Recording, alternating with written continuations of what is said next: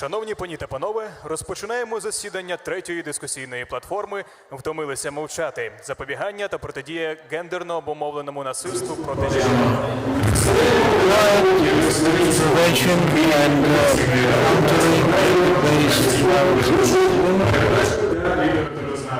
А також спікерів дискусійної платформи. Iryna Lutsenko, народна депутатка України, голова комітету з міжнародного правових питань, парламентського контролю за виконанням України міжнародних зобов'язань Комітету Верховної Ради України, responsible for international obligations in the Parliament. Sophio, віце-прем'єр-міністра Грузії з питань прав людини та гендерної рівності. Пані Едера Spadoni, голова депутатів парламенту Італії,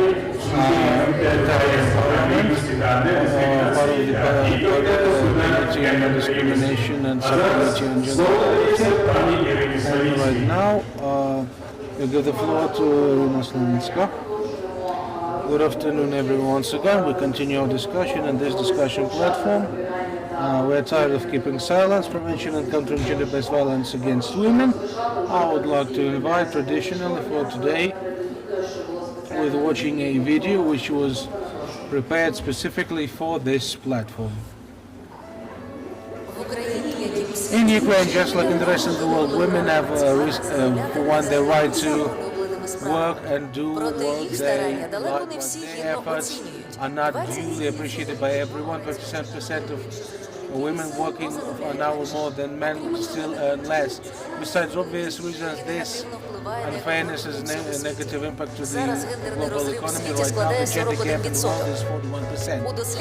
In the study, four main numbers were analyzed: economic participation, opportunity, education level, healthcare, and life expectancy, political rights of both sexes, the average male wage for men is higher than that of women.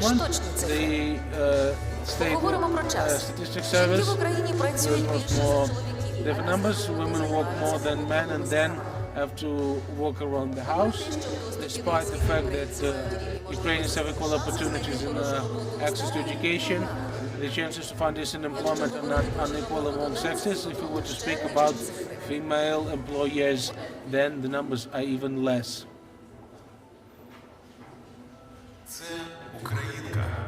This is a Ukrainian girl. She receives a smaller wage than a man. She is not being promoted on her work. She is not being entrusted with important projects. She is discriminated when delivering premiums. She does not have the same status as a man and the same opportunities as a man in the society. Quite often she is only seen as a mother and a person around the house, responsible for cleaning, cooking, and washing the clothes. She is silently tolerating violence and cannot hope for protection of the law enforcement. Quite a lot of women have suffered through domestic violence, and not enough of them have turned to the police. She is not being protected by the government, by police. She is refused protection. Her claims are not taken seriously and perpetrators not being punished. She has nowhere to go from the house where she suffers violence. Her men, brothers, fathers come back from the war, bring this violence with them.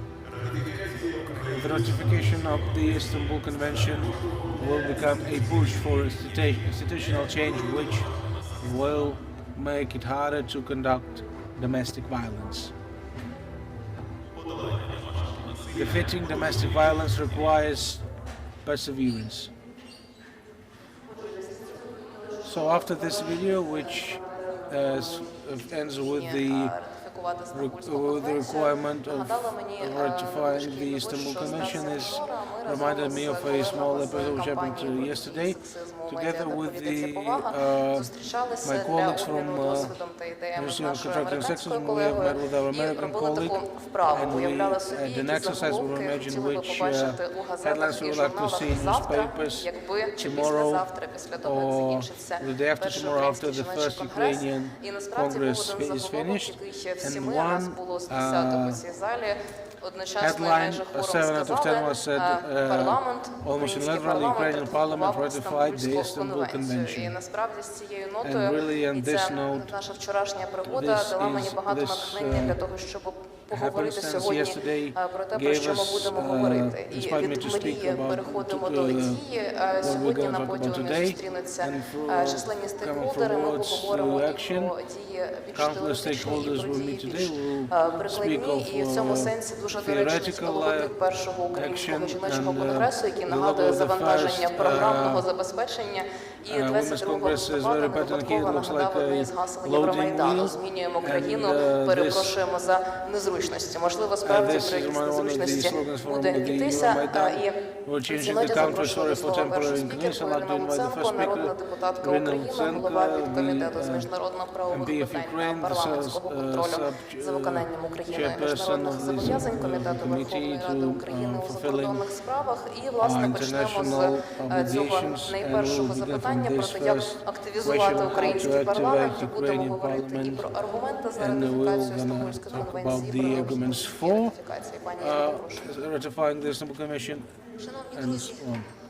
Ви задали тон своїм баченням, які були б Well, I guess you have set the stage of what it's going to be like if we ratify the Istanbul Convention. I'd like to go back a couple of years and remind of the headlines which we had in 2012. Oksana Makar has died. Remember that horrible case? A young lady, 18-year-old, has been raped by 3 perpetrators, then they beat her and strangled her, and they took her to the dump site where a construction company dumped debris. They set her on fire, they put some garbage over her, tried to burn her body. Then she received treatments, they tried to protect her, but she died of burns and injuries. That's a blatant example of society, which does not show zero tolerance against violence against women. A couple of months ago, Radiyevka people were on their way to Kiev. There was a group of policemen which would rape local women and commit local crimes. They would gamble these women and in card games. And local men would be beaten into admitting to those crimes. And that's how they were doing that until they have crossed the line. Back in the day, they would call it enough of the limitlessness of the police. That's the example of the headlines showing the magnitude of the domestic violence problem in the Ukraine and absence of zero tolerance to those crimes. I think I would start speaking with a different thing, like the Magdeburg Law and the Godmother's Red Letter Day and the Istanbul Convention. Back in the day, some cities would do well, and the Magdeburg Law allowed the residents of particular cities or villages to be free from the master, meaning that they could do their business, they were free in their rights, they could freely cultivate crops, they would raise their families the way they should see, the way they see fit, they could enjoy free movement. The only duty would be to protect their homeland and family and the master, the fortress, etc. On the 14th of October in Dubno, we opened monuments to all liberators who died fighting for their home country, the Ukraine, and it was very symbolic. української армії відзначається, власне, на Покрова. When we did it on Pokrova, that's the Women's Red Letter Day. Образ. That's the Це women's Богородиця, image. яка That's взяла the своїм обов'язком God's покрити mother, всіх and воїнів, всіх жінок і she is a чоловіків, guardian of all захищає warriors, men батьківщину. and women, Це protecting її their homeland. обов'язок їх надихати, That's what she's їх supposed to покривати, do, їх to захищати. protect Це them жінка. and inspire them. That's Давайте a згадаємо woman's про image. обов'язки Let's всіх нас, recall the які тут duties of сидять в all of us сім'ї. sitting in here. Народити дитину, We виносити, deliver a baby, здоровою we народити, raise a baby, виховати, make it healthy, накормити, дати educated, належний well розвиток, fed, захистити. developed, and then Це we protect обов'язок, this який бере на baby. себе жінка. That is Крім something того, that що вона йде на every роботу. woman does. And Обов'язок yet she бере на has to себе work. жінка, вести сім'ю, A woman готувати takes їжу, care of the family, прати she одяг, cooks, ходити в магазин, she does носити she важкі washes торби, clothes, опікуватися за she своїми does дітьми, the за groceries, чоловіком, she іти на takes care роботу of і babies, виконувати на husband, she роботі goes to свої work, професійні and at work обов'язки. she does what it takes. Магдебурзьке право The в Magdeburg старі часи law back in давало old days жінці права. would allow Але жінка, woman to enjoy маючи rights. і знаючи про ці права, тільки And знала, she що в knew неї є about those обов'язок, rights. в неї є обов'язок, в неї є обов'язок, She обов'язок, would only обов'язок. think of duties, but Навіть never у rights. Богородиці є обов'язок. It is always about duties to protect men and children. Чому б'ють? So why do they get beaten? Why do they experience domestic violence? We speak a lot about the gender equality between men and women, but where is З that якої point починається ця рівність? where this equality Мабуть, starts? ця точка Maybe – це сім'я. it is the Це family. та початкова ланка, That's the starting point яка створює цей мікровсесвіт, that це creates мінімум this micro world, micro цей society, мінімум соціуму, this minimum of society where you get a man, a woman, older generation, and це children. ті діти, які бачать These are the children that can see relations in the family, and later on, as they become adults, they become a part of society relations, and much depends on how we raise our kids, teaching them to understand all that. The Constitution says that men and women are citizens. вільні перед They're законом, free under the law. вільні і рівні у They're оплаті equal and праці, free in labor remuneration. They're equal and free in their civil rights. Це про That's будинок about the і про family, роботу. home, and І work. рівні від дискримінації They're free from і ненасильства. discrimination and violence Це 4 against them. постулати, These про are the які four говорить major наша items that Конституція, are mentioned in Конвенція і our багато Constitution, міжнародних Convention, and А ми, власне, international говоримо law. про сім'ю. And we're actually speaking about the family. Чому Стамбульська конвенція? Why Istanbul Ми не Convention? придумуємо велосипед.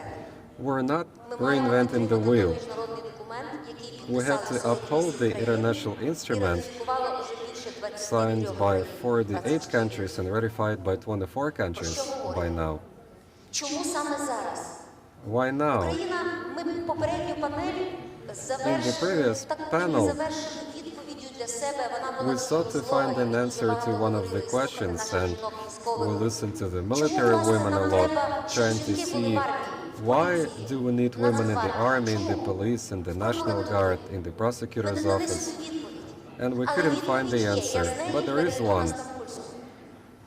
Степан Полторак сказав, Stepan Poltorak said, має жіноче обличчя. war has a feminine face Жінок і дітей гвалтують, because вони women перші and тікають children від get бомбардування, raped, тому що вони they перші flee піддаються the насильству, bombardment, вони перші they are страждають від subject хвороб, to від violence and відсутності diseases, батьківщини, від багатьох lack of home моментів. country, Тому і and other армія, benefits. яка покладена So захищати the цих army громадян, is теж supposed має to мати protect these жіноче citizens, обличчя. and the army should have the Тому і family face as впроваджуються well. гендерні стандарти. Which is Для why they того, щоб introduced як там gender буде standards. 20-30% If it's going to be 20 to 30% women there, they will not rape women in the east of the country.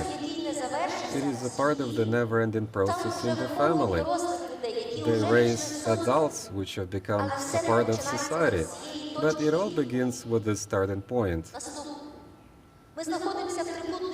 We're found in the triangle of problems. Classic domestic violence, which is not too much reported. A woman is secondary, she takes care of the home chores, baby and everything, and she should be silent. That's classic domestic violence. It is not good to share the family issues outside the family. But it's not a good thing.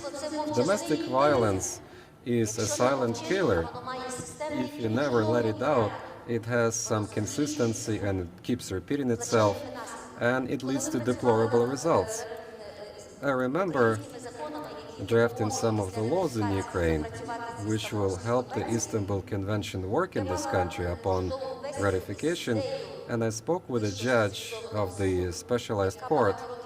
She spent many years working at the regional level, and she told me stories.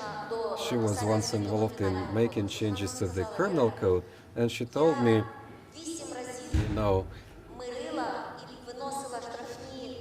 I repeatedly slapped fines and ordered public works to the man who was beating a woman. I watched their story over 8 years. On the 9th year, they brought that woman to me. She had stabbed her husband to death.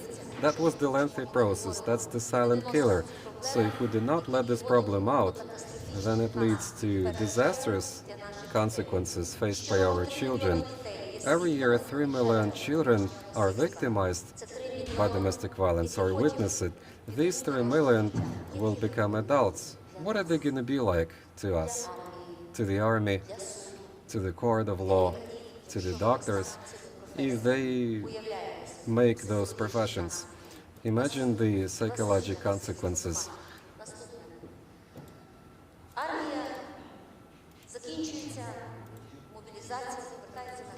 Army is over, people get demobilized, they come back home. They do not complete rehabilitation. Psychological rehabilitation has not been done, so they bring along certain illnesses, diseases, and serious mental disorders. Very often they come back injured, wounded, handicapped. They are angry. They feel responsible for something.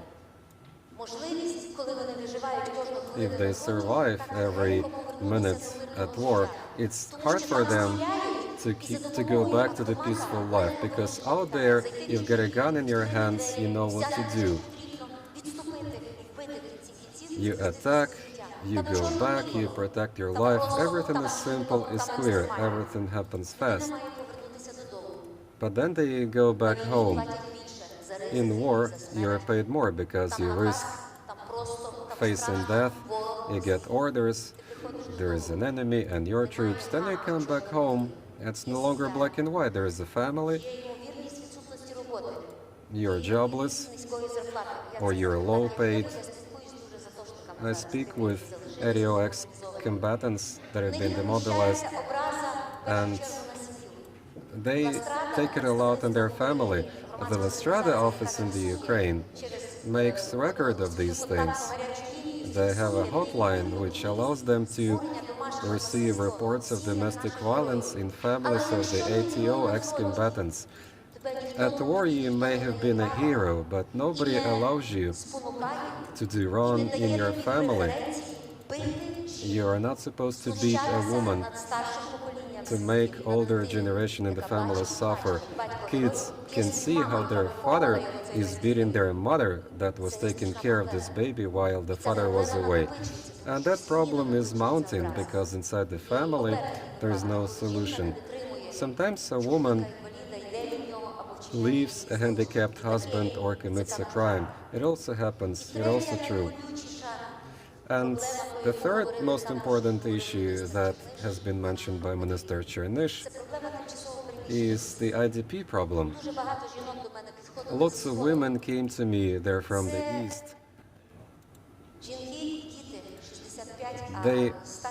These are the women and children, and they are the ones that fled their homes because of bombardments, and they do not have a place to live in right now, and they want the government to help them. They are called IDPs now. It's like they are pigeonholed. Nobody says that they're citizens of Ukraine. They are protected by the same constitution. They have right to education, health care. At the end of the day, they can have full-blown family and so on. Women should be employed, but nobody wants them to be employed because they are IDPs. Hence, they will go back someday.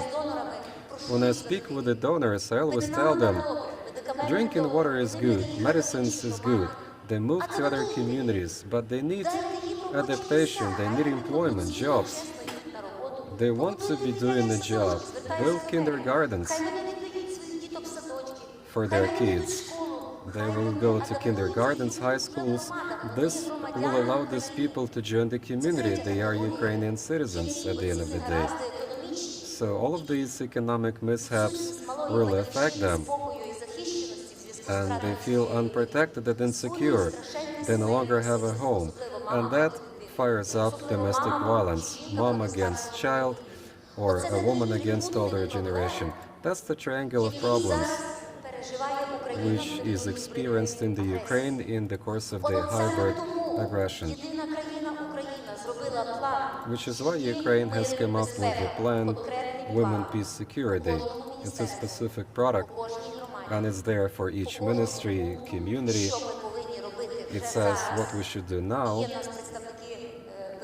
and there are people from the executive branch which will tell us more about that. What should we do, and why do we need to pass the Istanbul Convention? There is a resurgence of domestic violence. It has trebled, and it will lead to bad things for generations to come. It will lead to the demographic gap. I looked into the behavior of the Russian soldiers, Soviet soldiers, which were outside the SSR persecuting Nazi soldiers, and they ended up in Germany, and they would rape German women as a way of taking revenge for what German soldiers did in the Ukraine. And there have been memories. The German women said they could not deliver babies over the next 15 years until the new generation grew up, because they had suffered the stress. Unpunished evil produces new evil. Everything starts with the family. If a father beats the mother, then that father allows himself to rape another woman. If a baby gets beaten, that baby might become the perpetrator, the rapist. They might leave the family, they will go panhandling, do prostitution or trafficking in people. I'm not giving you all of these statistics, I'm just telling you what Ukraine will be in for, what kind of trouble it will be in for unless the convention has been ratified. We need to develop zero tolerance of society to this phenomenon. I'm not just speaking about violence against women, it's violence against anybody. We drafted 2 implementation laws. Surprisingly, the president has submitted it to the parliament. It's on the agenda there, but it doesn't go anywhere further. A working group has convened again and again, no progress. The implementation law clearly says what should be done by every institution of government. We have drafted 2 laws for the second reading. One of them is called Preventing and Combating Domestic Violence, authored by the Ministry of Social Policy, and it went through the Cabinet of Ministers, and it gained a lot of amendments. Now it's up for the second reading. That law introduces the notion of state hotline. A woman victimized by domestic violence can use the hotline, and she will get legal advice, psychological advice. She will be given a status of victim. She will be sent to the shelter. There should be shelters for them, and victims will be able to hide there for a while in order to take care of the perpetrator. Correctional programs should be in place, and psychological services which will deal with the perpetrators in order to correct their behavior.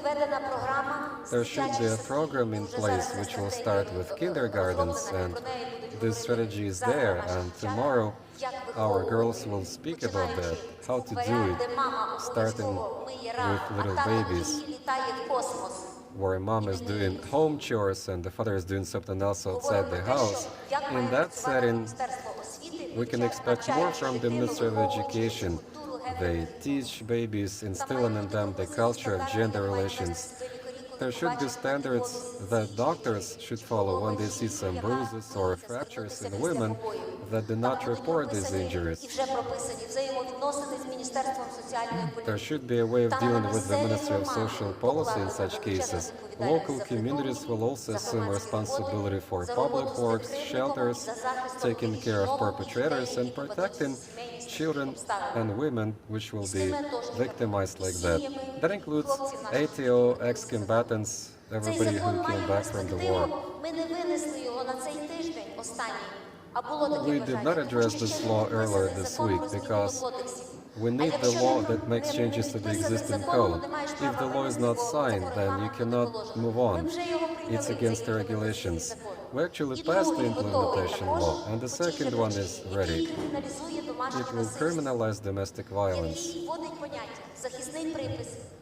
There's going to be a restraining order.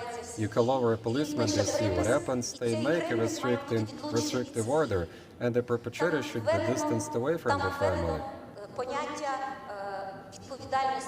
It's about criminal liability as a circumstance that aggravates domestic violence. And that is something that this law is about. We need to criminalize domestic violence as a crime, which brings along severe consequences for the family, the child, but it's something that is too bad for the entire society and the entire country.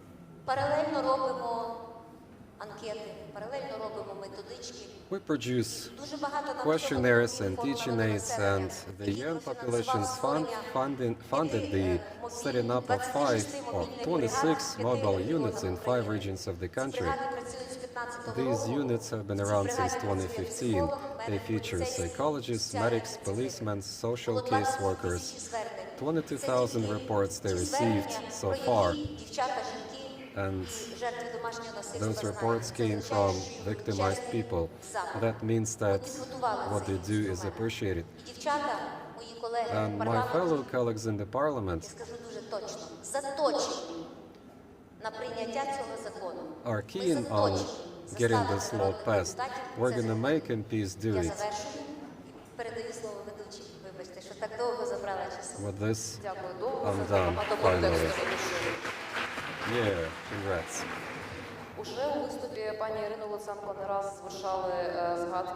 There has been a repeated mention of what the government is doing, what the Ministry of Social Policy is doing, so I'm happy to turn over to Pavlo Rozenko, Vice Prime Minister of the Ukraine. Let's talk about combating domestic violence in terms of executive branch. What does the government do about this, or the Ministry of Social Policy in particular? Good afternoon, everybody. It is a pleasure to speak at this forum. We have such a good representation, leaders of NGOs and initiatives, MPs, G-men. All of them are willing to highlight current problems and find solutions to them. In my short speech, I will try and address 2 problems.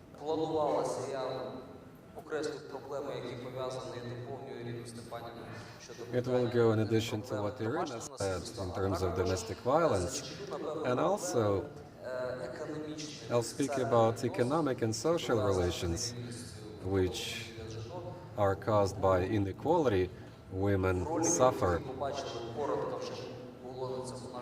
as we have heard before.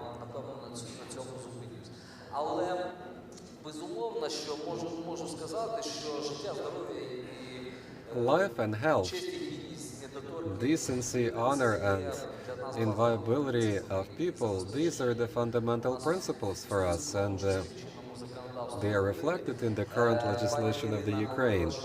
Iryna says she was not going to give statistics, but I'd like to offer some, just to give you a better idea. Domestic violence, violence against women, that's one of the acutest social challenges in the Ukraine. And it affects also men, but statistics right now clearly indicates where you get the root cause of the problem. And right now we can see that violence affects the following vulnerable groups: women and children, handicapped individuals, and the aged population, seniors. There is some recent statistics, and maybe it has been reported earlier today, but let me go again. The recent statistics for the Ukraine. Over the 9 months of this year, we had about 71,000 reports of domestic violence. Out of that number, violence against children, 600 reports. From women, we saw about 63,000 reports. From men, more than 7.5 reports of domestic violence. So that's the statistics. And moreover, I'd like to say that if you compare this to a year ago, the number of reports of domestic violence has gone up by a little, by 2 to 3%, but there has been an increase. How should we interpret these numbers and the growing number of domestic violence cases? Initially, it all was getting started. I would not say that I was afraid of getting that statistics. This situation is not good, but since we can see the growing statistics, that's just a stage one. And that means that people are increasingly aware of the fact that there is a need and there is a way to protect their rights. And hopefully the government will have an appropriate mechanism in place in order to protect the rights of these individuals. So we may do some window dressing, We can say that it's a zero statistics, and we will say that there is no problem with domestic violence in this country. The statistics of that is going down, everything's good, and we can tell the people and the international community that we have gotten a handle on this problem. But it's not true. It's not like that in reality. So again, I appreciate what the civil initiatives have been doing, because you let people know about that. You teach them. You teach women and children and men and handicapped individuals to fight for their rights. But you get some other statistics on this, like whatever happens after somebody reports domestic violence and seeks assistance, help from the government. Well, we need to enhance liability for doing things like that in the family. But apart from retributive mechanisms, there should be another option, and I'm speaking about correctional programs. That's been on the record with the National Police. So far in 2017, the police has seen 59,000 families on the record because of domestic violence cases.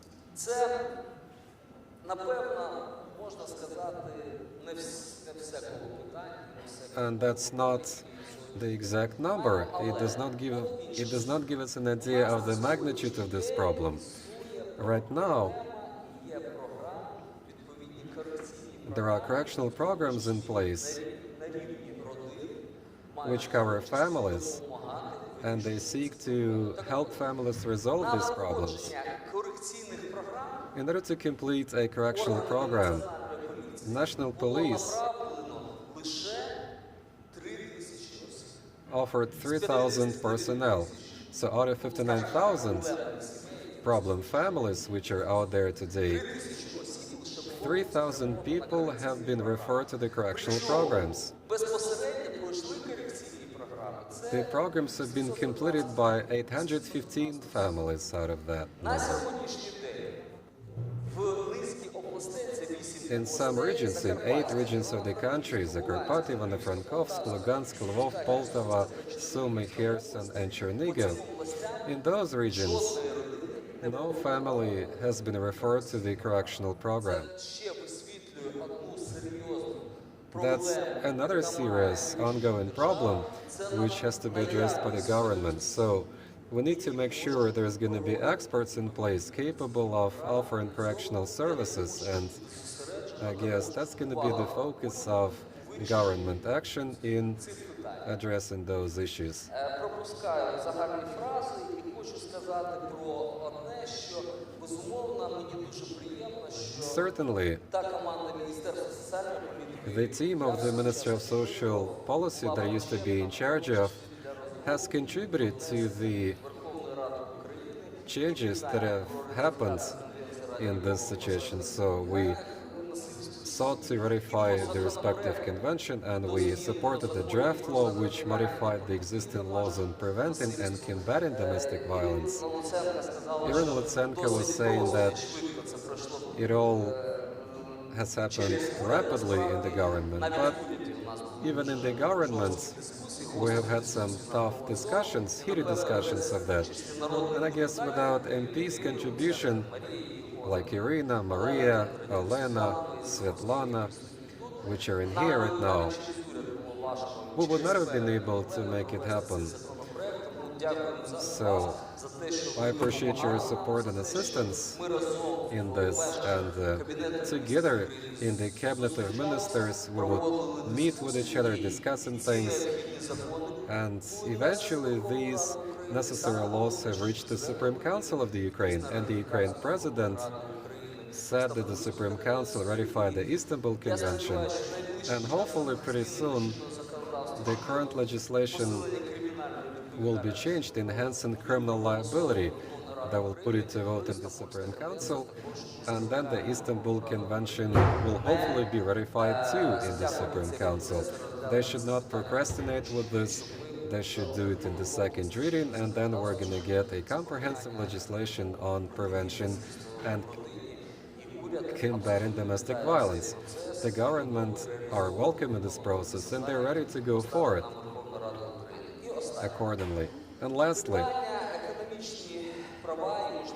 economic rights and opportunities of women. I'd like to share some statistics on that.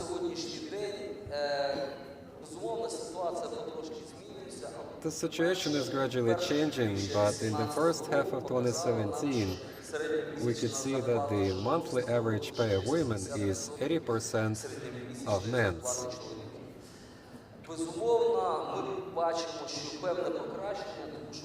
There is a slight improvement. Previously it would be 70%, and there has been a little increase.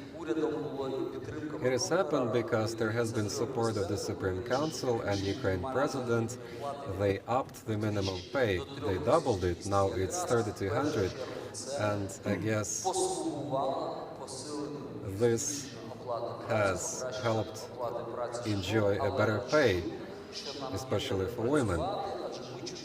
So we're perfectly aware of the need to offer a better pay, because that has a lot to do with the social security of the family and future pension of women, because low pay will affect the pension further on for women, and that's why their social security is getting poorer. So we're going to try and do our best to make sure that these upward trends continue. And when we gotta keep on this way, and we gotta intensify the process. So once again, I appreciate the opportunity to speak, and let's keep collaborating with all of the civil initiatives and MPs in the Ukraine, so that the society would enjoy the benefits of that. And after all of this turmoil and developments that we have had a few years ago, there would be improvements in the situation. Thank you.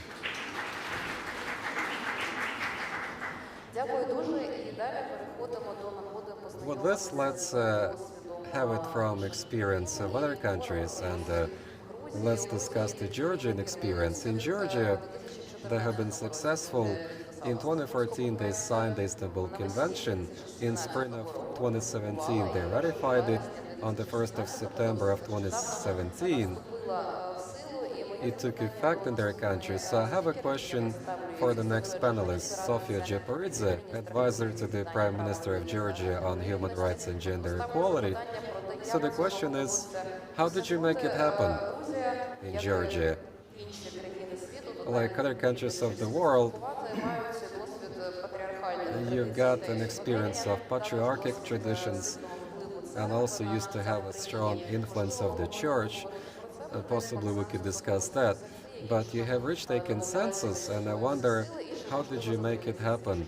Is it possible to reach results over like 3 months after ratifying the Istanbul Convention?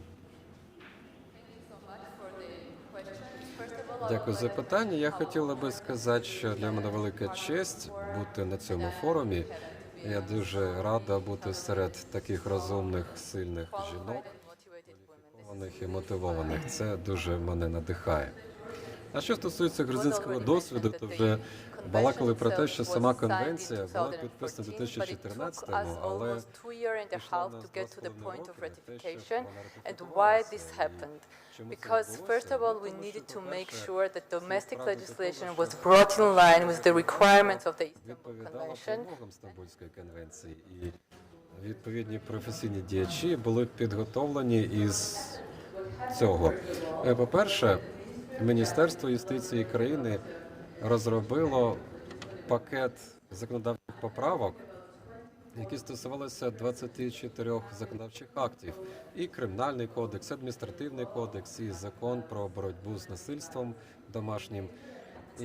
That were made, for example, to the criminal code was criminalizing forced sterilization, stalking, female genital mutilation, and also, for example, changing the proceedings for the restriction order. Previously, the restriction order was supposed to be approved by the court within the 24 hours, but this requirement was removed, which made the life of the police officers easier in a way, and also the life of the victims easier. And the Ministry of Justice representatives traveled to the regions to make sure that the public in general, including the civil society organizations and international organizations, were aware of the changes that were supposed to happen after the ratification of the convention. So basically 2.5 years was needed to make sure that on one hand the domestic legislation was harmonized with the requirements of the Istanbul Convention, and on the other hand relevant actors were their awareness was raised about the topic. So in the end the process was very inclusive, participatory, and civil society organizations as well as international organizations were engaged in the process, which resulted finally in the ratification of the convention by the parliament. Another important issue that I would like to focus on is that the establishment of the institutional mechanism on gender equality under the executive branch. This was the issue that was lobbied and advocated for many years. Even in 2014, the CEDAW committee has recommended to Georgia to establish the gender equality institutional mechanism under the executive branch. So UN agencies developed the concept paper, and of course the government of Georgia is really grateful to the agencies, which was later translated into the charter. And the charter of the commission was finally approved by the decree of the government, and this was also to make sure that the institution had a basis in the legislation and its existence did not depend on the goodwill of a person. So finally, this summer, we approved the Interagency Commission on Gender Equality, Violence Against Women and Domestic Violence, and I do have a privilege to chair that commission.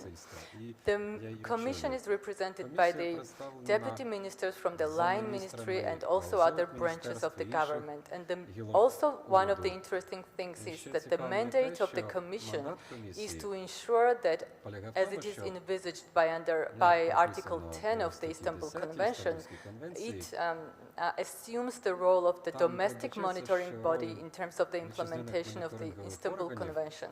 So we not only ratified the convention and made sure that the domestic legislation was in line with the convention, but also established the institutional mechanism which assumed the role of the domestic monitoring body to make sure that all the the requirements are completely and effectively implemented.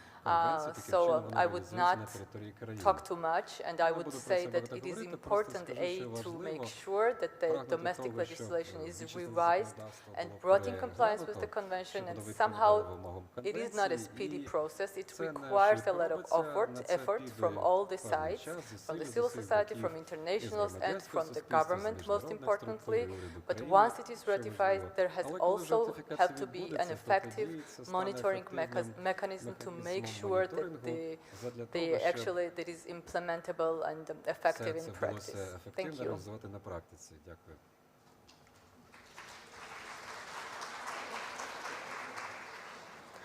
Дякую. І справді, щоб не затягувати далі, передаю слово наступній спікерці. Це Марія Едера Спадоні, членкиня Палати депутатів парламенту. Parliament of Italy. She serves on the Parliamentary Assembly of the Council of Europe on Equality and Non-Discrimination and the Subcommittee on Gender Equality. Звичайно, є багато про що запитати в контексті згаданих сьогодні на попередній дискусії скандалів, пов'язаних з сексуальними домаганнями і тими процесами, які в європейських країнах відбуваються. Можна поговорити про це, про роботу всередині. We can discuss that. We can discuss the proceedings inside the EU or in particular Italy. How do you try to crack down on domestic violence and sexual harassments? And maybe a couple of words about Ukraine's commitments as PARE member in terms of combating gender-based violence.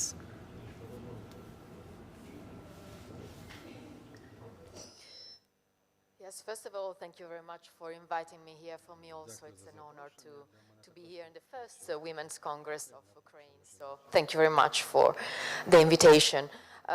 Well, I'd like to start from a point. The Convention of Istanbul, then we can talk also about how could be the implementation of the Convention. Why is it so important, the Convention of Istanbul? It is important because before the Convention there was not a legally binding instrument for the states to address the phenomenon of violence in its forms on women and girls as belonging to the female gender. So the Convention is clear about the strategies to be adopted, summarized in the 3 P. The first is prevention, the second is protection, and the third is punishment, to achieve a single great goal, that is to eliminate all forms of violence and all forms of abuse in gender relations. Violence against women cannot be combated efficiently without reliable data. I think that Mr. Rozenko's speech was an example of how statistics are really important in order to understand the problem and to try to solve, to find a solution of domestic violence. Article 11 of the Istanbul Convention therefore calls on state parties to collect disaggregated, relevant and statistical data on all the forms of violence covered by Convention. So, as a member of the Council of Europe, it's with great pleasure to say that on December 3rd, 2014, I was appointed rapporteur of the motion Systematic Collection of Data on Violence Against Women. So I will talk about this issue because I really think it's a big, we need to focus about statistics. So in preparation of this report, I carried out fact-finding visits to Spain and to Finland, and all the interlocutors I met during my fact-finding visits stressed the usefulness of data on violence against women for their work. So on 7th March 2016, the motion was approved unanimously by the Standing Committee of the Councils of Europe Assembly. So data collection is not just a technical issue. It can be a powerful tool for targeting policy making in preventing and combating violence against women. Systematic collection of data on violence against women and its causes, consequences and prevalence is a precondition for efficient action and should therefore become a reality in each member state. Training of police and other officers concerned in this field and investing in data collection systems should be encouraged. Member States should also step up efforts to address the issue of underreporting of violence by rebuilding trust in the national authorities to whom victims report. By approving the motion, the PACE Assembly has acknowledged the commitment and actions of Council of Europe member states to prevent and combat violence against women and domestic violence. So the commitments that there are in these resolutions, one of these are to sign and or ratify, if they have not yet done so, the Council of Europe Convention on Preventing and Combating Violence Against Women and Domestic Violence. I take also this opportunity to hope that the ratification will come as soon as possible. I really hope that Ukraine will be the first, the next member state to ratify this really important convention. Another commitment is to ensure the development, implementation and the monitoring of policies and legislation adopted to combat violence against women are based on reliable and accurate data. So we need to designate or establish one or more official bodies responsible for the coordination of data collection and for the implementation, monitoring and evaluating of policy and the evaluation of policies and measures to prevent and combat all forms of violence covered by the Istanbul Convention. We also need to analyze the causes of underreporting of violence against women. This is a really important point. Sometimes women don't know exactly what is violence.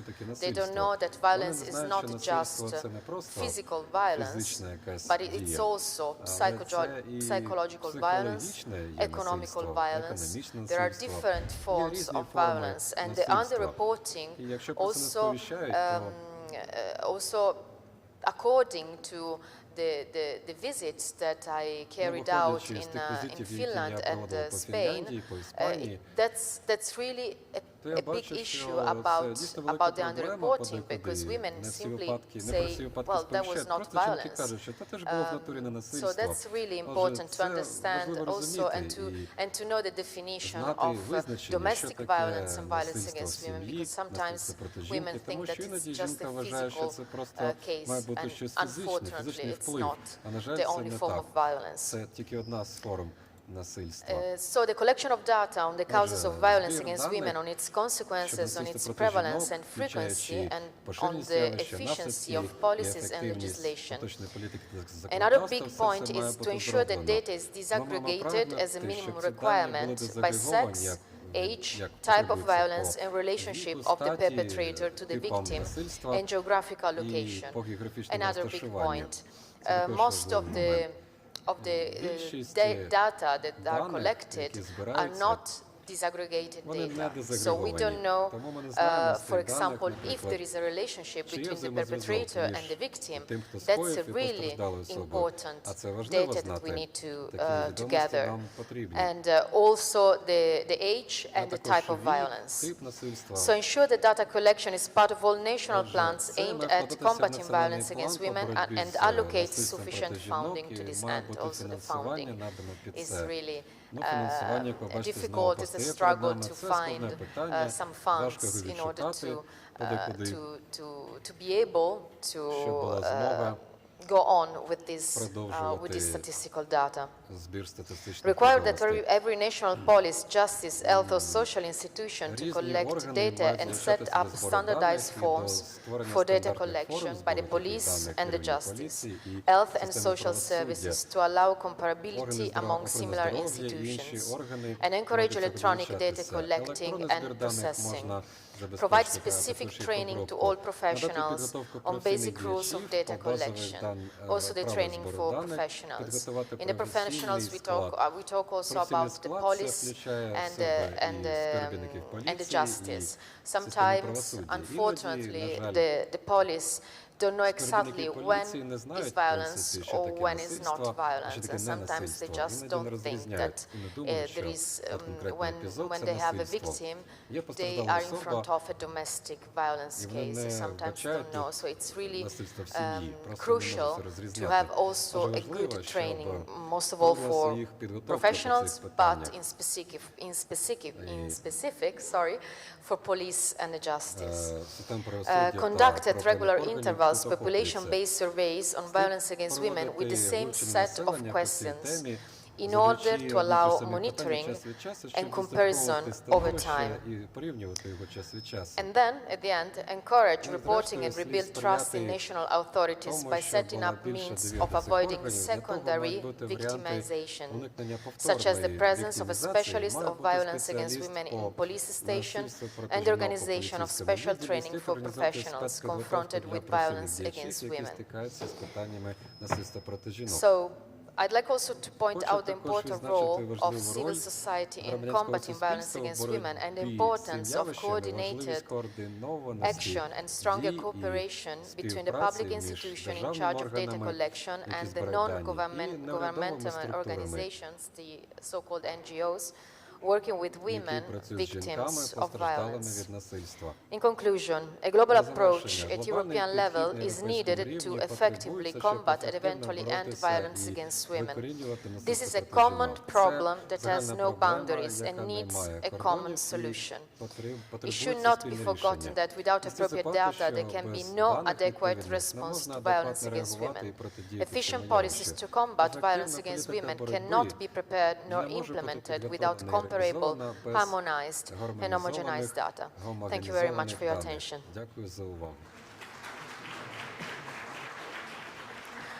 Дуже дякую. І далі з спеціальним словом до цієї дискусії запрошую пані Наталію Федорович, Депутty України. Якщо вдасться поміститися в 3 хвилини, матимемо 2 на запитання. Якщо ні, то щось доведеться з цим робити.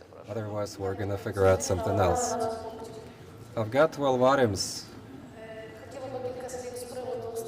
Just a few words about stereotypes.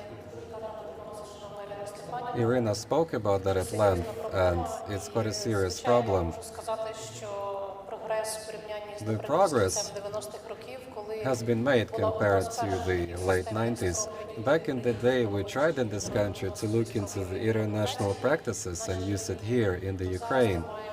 Nowadays, it's a totally different setting, and we're happy to see the conferences like this one. And I'd like to tell you that back on Friday, we're going to start 16 Days Against Violence campaign, and it's going to be an awareness-raising campaign involving all cities. We're going to use orange color in this campaign. Will involve top guns in regional government and local government, and you all are welcome to become a part of that campaign. Speaking of statistics, I appreciate Maria's effort to try and brief us on statistics, like how important it is. Over the last 3 years, in spite of growing number of calls and reports,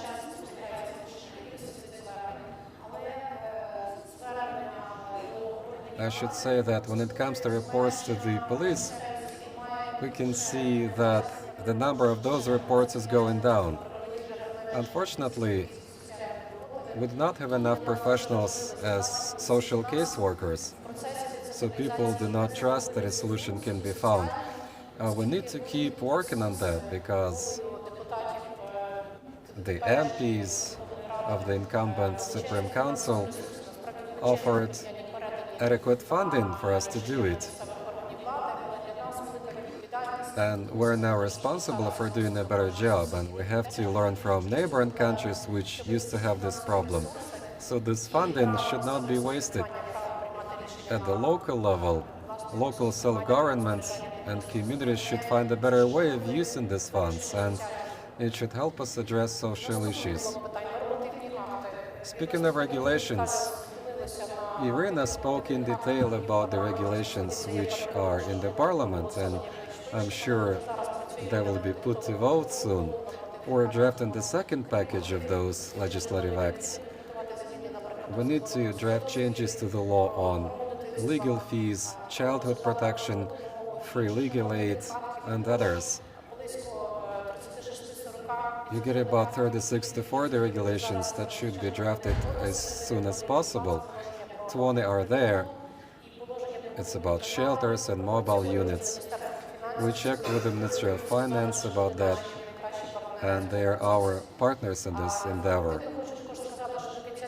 Towards the year end, jointly with international institutions, UN Populations Fund, and local authorities would like to open up 5 shelters in the east of the Ukraine.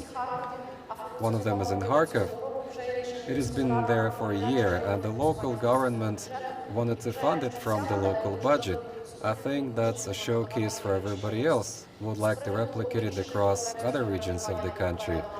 Speaking of responding to domestic violence, Marina spoke of mobile units.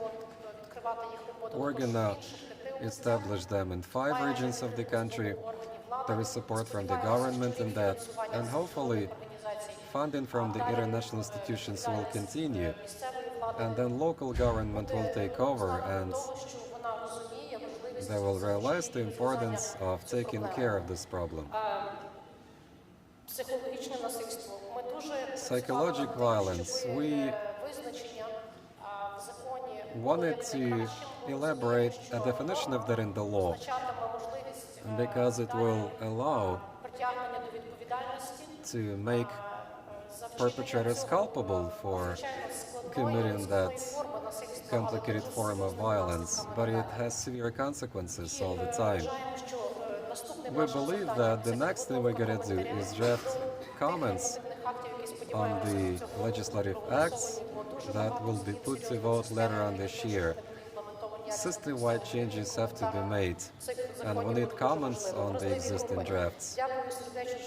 Speaking of vulnerable groups, we appreciate your support, Pavlo, and the government accepted the draft at the first attempt. So the government committee and the cabinet of ministers okayed it. We appreciate the MPs for support in this cause.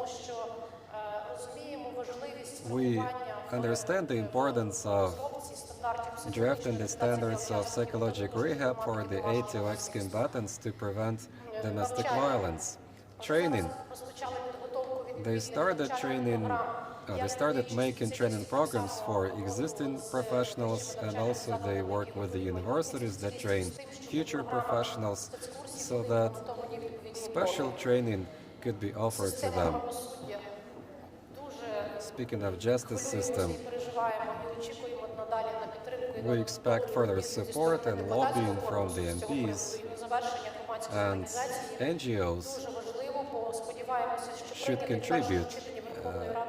The Supreme Council passed a law on social services in the first reading, and this will help integrate all of the NGO resources to offer social services. Thank you for your attention, and I appreciate support.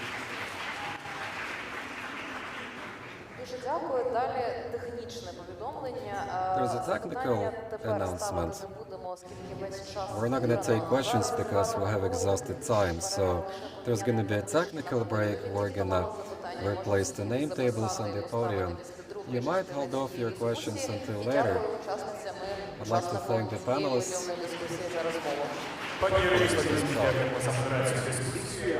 Вас, шановні гості, просимо залишатися на своїх місцях. Ми продовжимо без перерви. Також повідомляємо, що о 19:30 розпочнуться виступи молодих дівчат-лідерок, які розкажуть своє бачення майбутнього України, інновацій, журналістики та повернення до нормального життя після військових конфліктів. Сесія проходить в рамках менторського проєкту «Я зможу», що реалізується фондом Олени Пінчук та фундацією «Кока-Кола». Модератор – директорка фонду Олени Пінчук Ольга Руднєва. Пані та панове, просимо вас нікуди не розходитись, ми продовжуємо без перерви.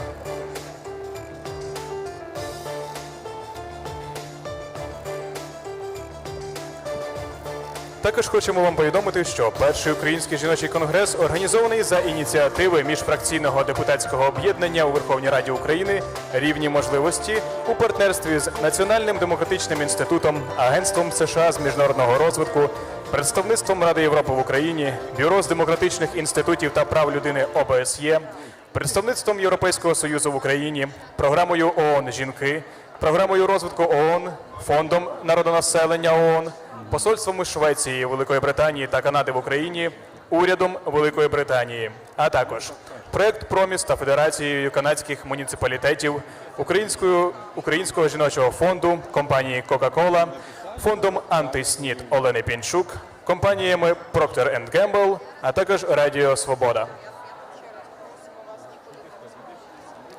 Шановні гості, нагадуємо вам, щоб ви не розходилися і залишалися на своїх місцях. Ми продовжимо без перерви.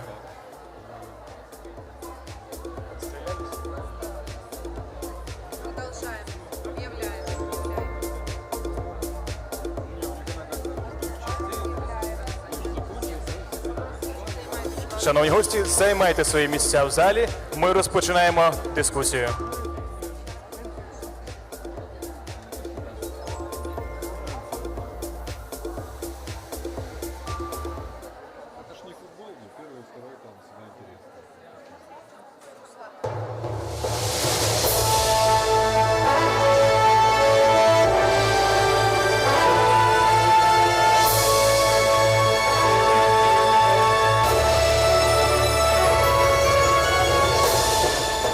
Шановні пані та панове, розпочинаємо засідання другої частини третього дискусійного платформи «Втомилися мовчати. Запобігання та протидія гендерно обумовленому насильству проти жінок». Запрошуємо спікерів та спікерок. Отже, Ірина Суслова, народна депутатка України, голова підкомітету з питань гендерної рівності і недискримінації, Комітету Верховної Ради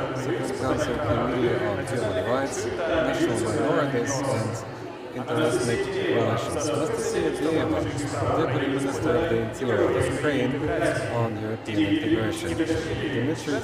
Japaridze, MP of Georgia, serves on Gender Equality Council.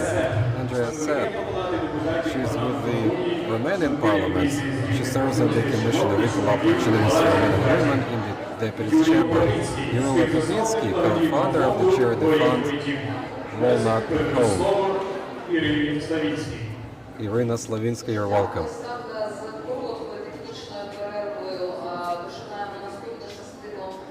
So let's get started back.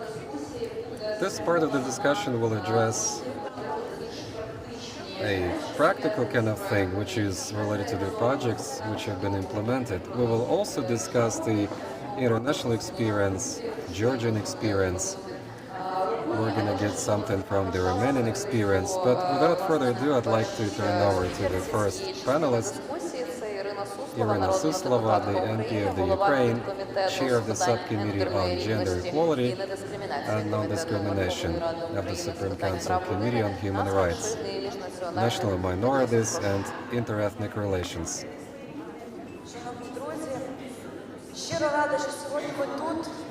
It is a pleasure to speak here about a big social evil, which is domestic violence. We can look at numbers and see that in Ukraine more than 1 million women get victimized every year. We may speak in terms of particular broken human destinies, physical mutilations, daily beatings, mental pressure, moral traumas. They cannot break out of this circle. Your own home becomes hell.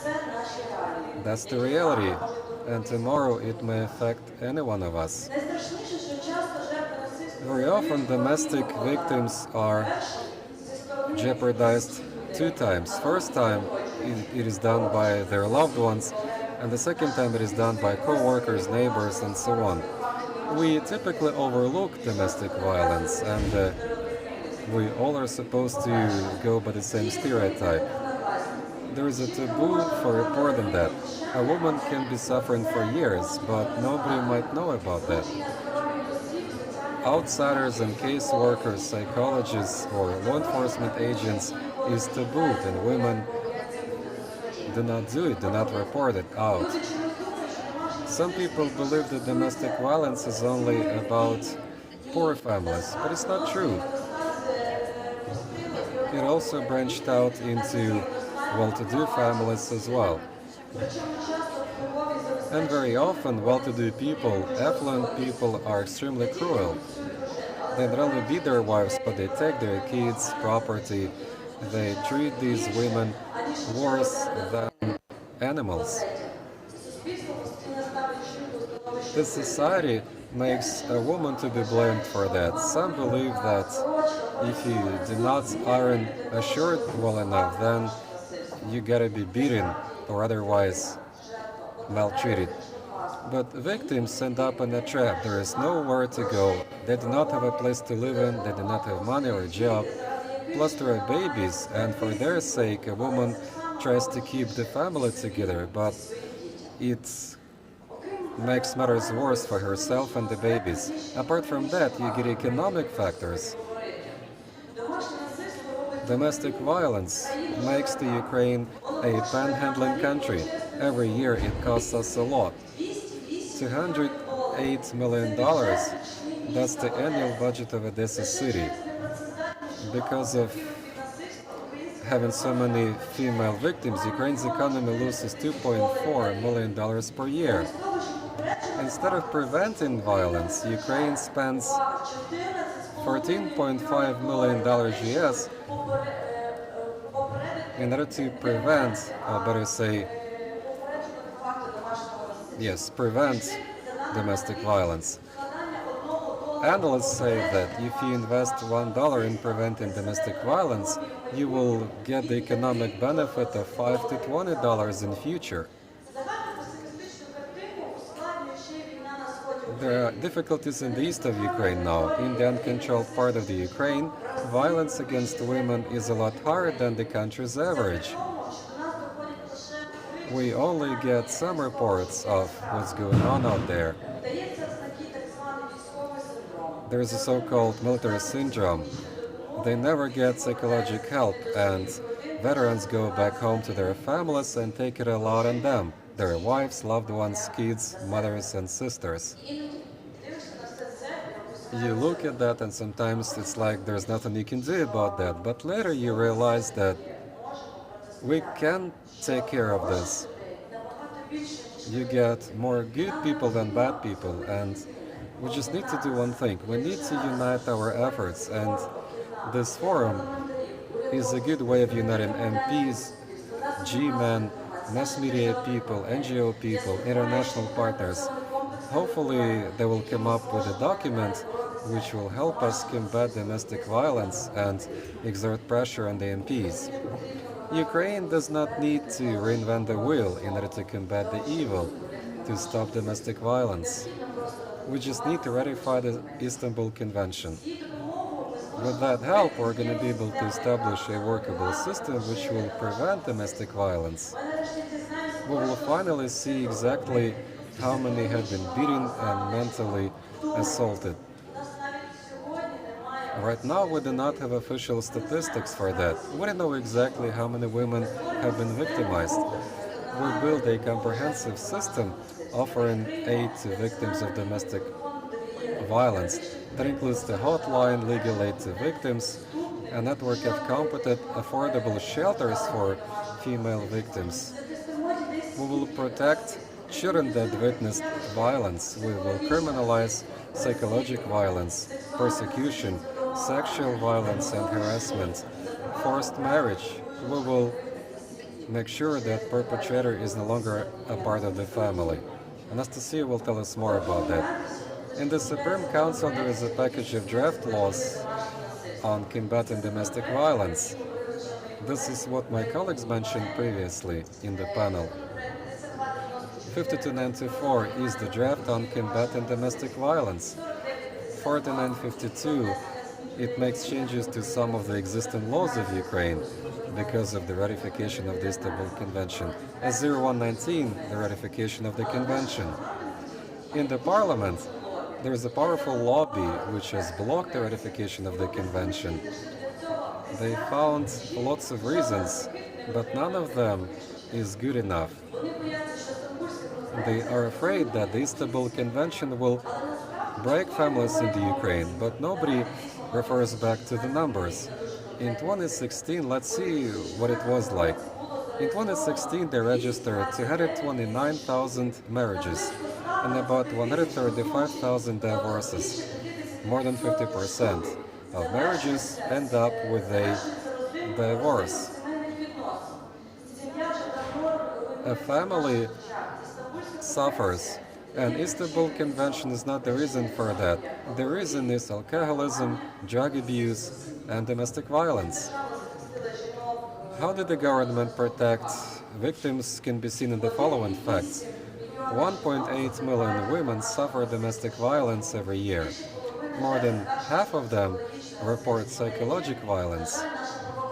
But the law enforcement system cannot respond to that anyhow.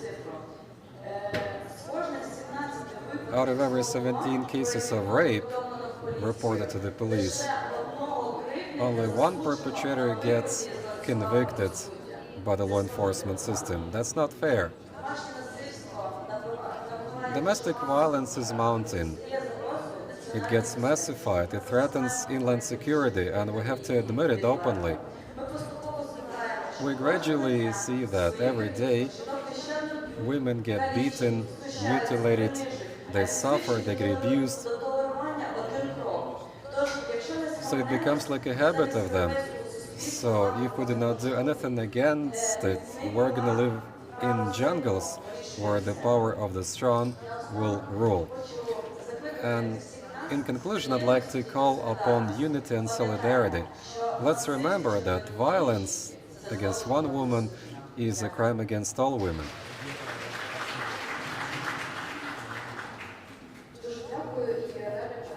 Thank you. With this, on to Anastasia Deva, Deputy Minister of the Interior of the Ukraine on European integration, and now we can talk about Polina project. Anastasia will tell you more about that, as well as the results they gained. You've got 5 minutes each, then we're gonna have some time for questions.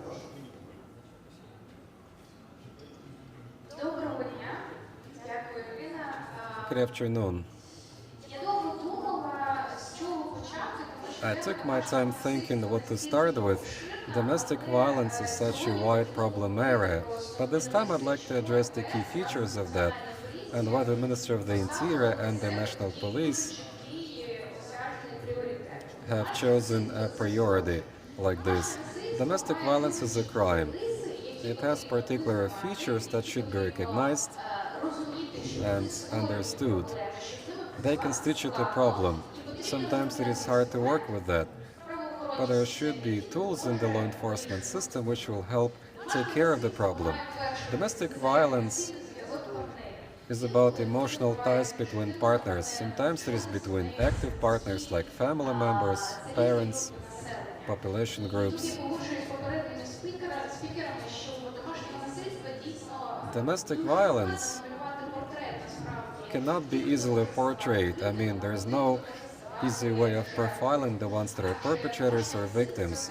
Domestic violence is the kind of crime which may touch upon each of us. The police realized that domestic violence is the root cause of problems, and it fires up criminality in the society. Security begins with the security in the family. Unfortunately, very often, it is hard to spot this problem because we're not inside the family, we're not inside the home. We can get some testimonies from neighbors, we can get some visual descriptions, characteristics when we see that a woman or a baby has bruises, and we may only speculate whatever happened. So one of the ways to combat domestic violence should be prevention, because prevention is key in addressing the root cause of this problem. That's why the national police, jointly with the Ministry of the Interior and international partners, begin looking at the best practices and international experience. There is no need to reinvent the wheel. There are existing practices in the world. You get legislative framework instruments which help see how to build infrastructure and what standards should be in the law, in codes, in order to detect and combat this phenomenon and prevent it, as well as protect domestic violence victims. When it comes to the police, surprisingly, in some countries there are specialized departments and units which combat domestic violence. In Canada, there is a DVAT department which only addresses domestic violence. In Canada, there are special prosecutors' offices and courts which only address domestic violence cases. That allows to quickly respond to that and offer aid to victims and punish perpetrators. We repeatedly spoke of those problems and challenges that are still there in the Ukrainian society,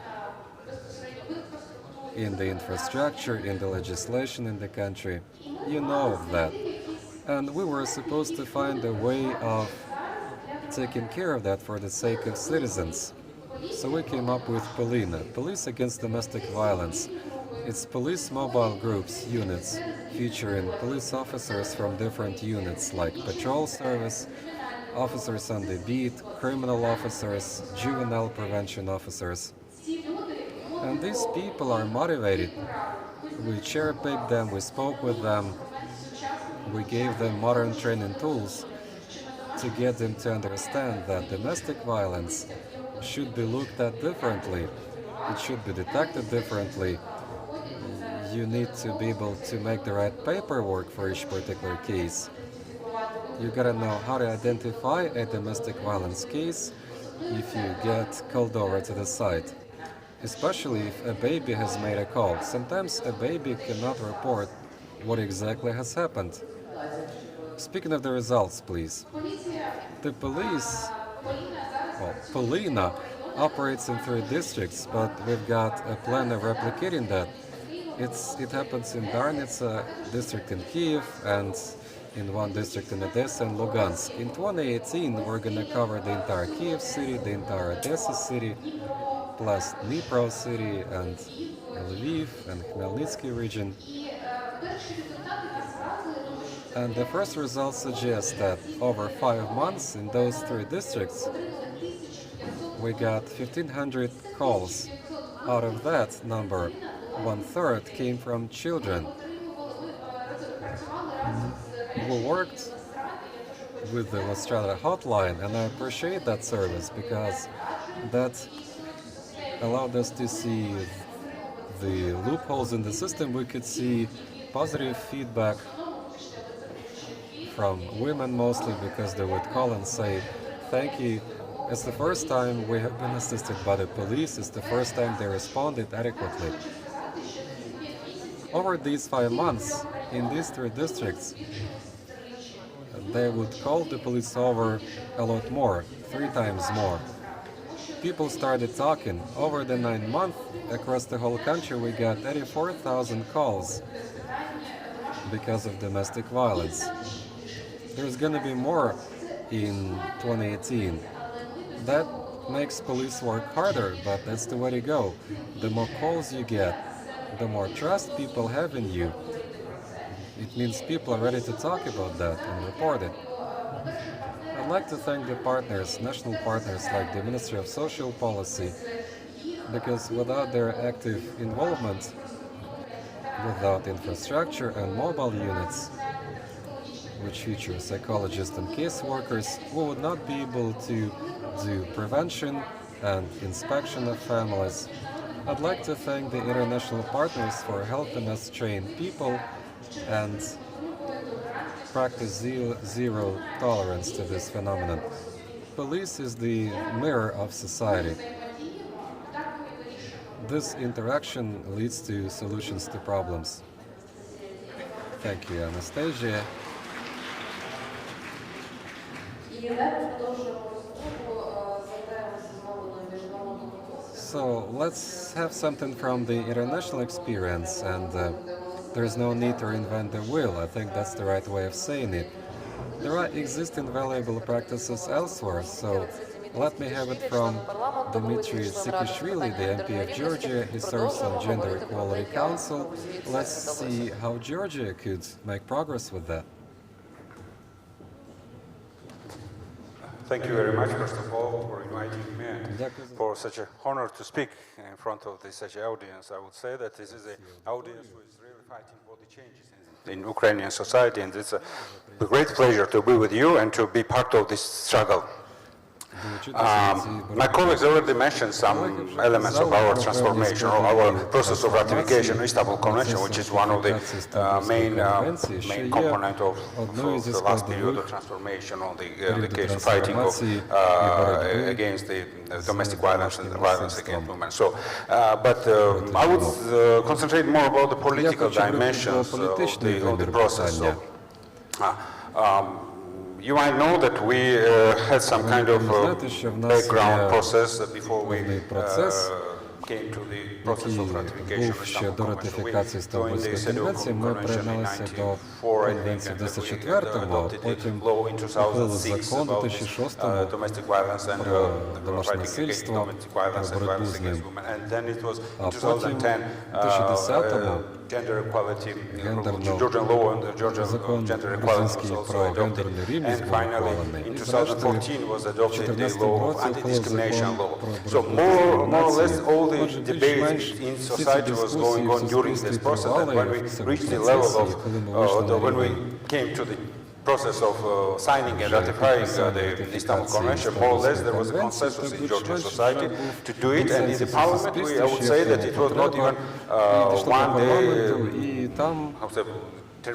it was like a smooth process of discussion and debates during the ratification of the convention and also adopting the package of the draft laws with 24 legal acts.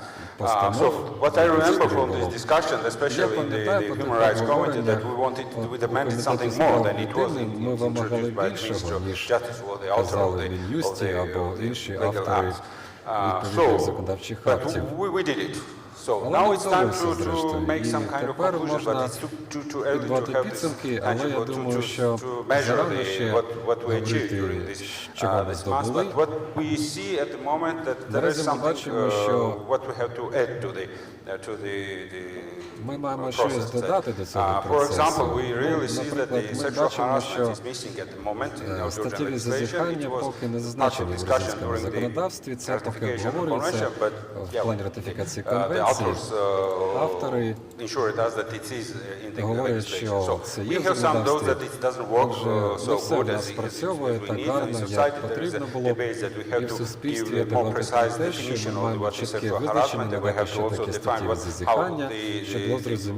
how we should manage and what is the role of the law enforcement structures in fighting the sexual harassment in the public space and also in the labor code. There's another dimension, and we see that this would be very important addition to the process. And on the other hand, we also see that some structural weaknesses that we already observed. So every time we do something in this regard, fighting against the domestic violence, we see that the people are more openly approaching the law enforcement agencies. If, for example, in 2010 we have only 300 cases, now we have the 3,000. So it doesn't mean that the number of violence cases are increasing, but it clearly shows that the people are trusting more to the state institution and using the services that the state is providing, and they are openly approaching this law enforcement agency. So therefore, we see that it's necessary to have to increase the capacity of law enforcement agencies, and now we're talking with talking with the Ministry of Internal Affairs in order to create a special unit in the Ministry of Internal Affairs, which will be responsible to check and observe the process where there is an element of the серед іншого, domestic violence, є and in боротьба order з to make домашнім the police more насильством. sensitive Таким on that чином, issue поліція and to make it more effective on fighting більш against уважно the ставилася domestic до violence and боротьби з цим violence against явищем.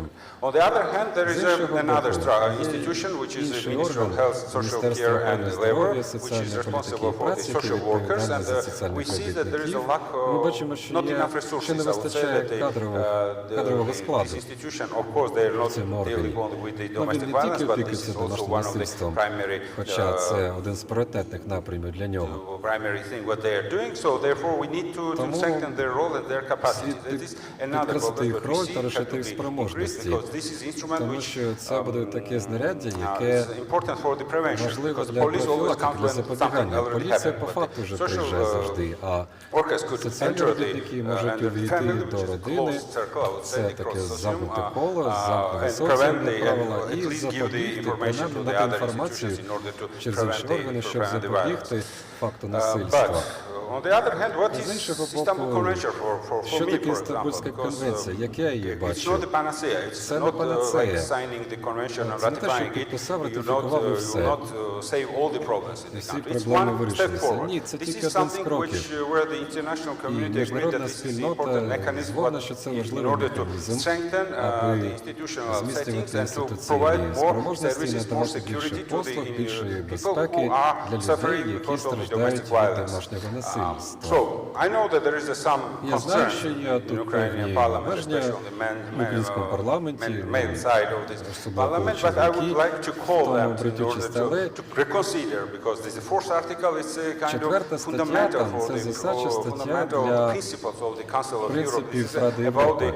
Там equality, йдеться про fundamental rights рівність, and фундаментальні non-discrimination. засадчі If we права, exclude, відсутність it's not possible, but дискримінації. it's even Від того ми не if we можемо exclude this відсторонитися. article, Якщо ми we виключимо could цю undermine the статтю, то entire це spirit підірве of the дух declaration. In всієї order, цієї and декларації. in this case, it's very important цьому разі to важливо rethink the positions, not to find any excuses, на not to це, do so, щоб but не to do шукати it оправдань, immediately, а not просто робити to це одразу ж і postpone it не anymore. Because there is відкладати even now, there is на пізніше. hundreds or maybe Тому thousands of що women who are знайдуться still сотні needing our тисяч support жінок, and які support of the потребують state. нашої Because I know that the civil допомоги society is держави. providing a great Громадянське support, but суспільство civil своє society is дає, not але enough and doesn't цього have and недостатньо. will never have the enough І не resources буде and capacity достатньо в них to provide the full ресурсів, support to спроможності, the щоб people who повністю need it. надати But the підтримку state is тим, who хто can цього do it, and потребує. with А this, держава with може про це the подбати. instruments І provided є after the інструменти, які ratification of даються після ратифікації Istanbul конвенції. Convention, the state will be much stronger and able Це to підтримка solve more міцніша problems. So, тоді. no more delays. We have to just ratify it, and there is much more to do afterwards, because Потім there ще is буде багато чого робити. important to monitor the process, to oversight what from the parliament side, to oversight how the executive power is doing, and then to correct and find the weaknesses and of the system, and to make more changes, because it's not the final destination. It's just one step forward. So that's from my side. Thank you very much. Так я це бачу. Дякую.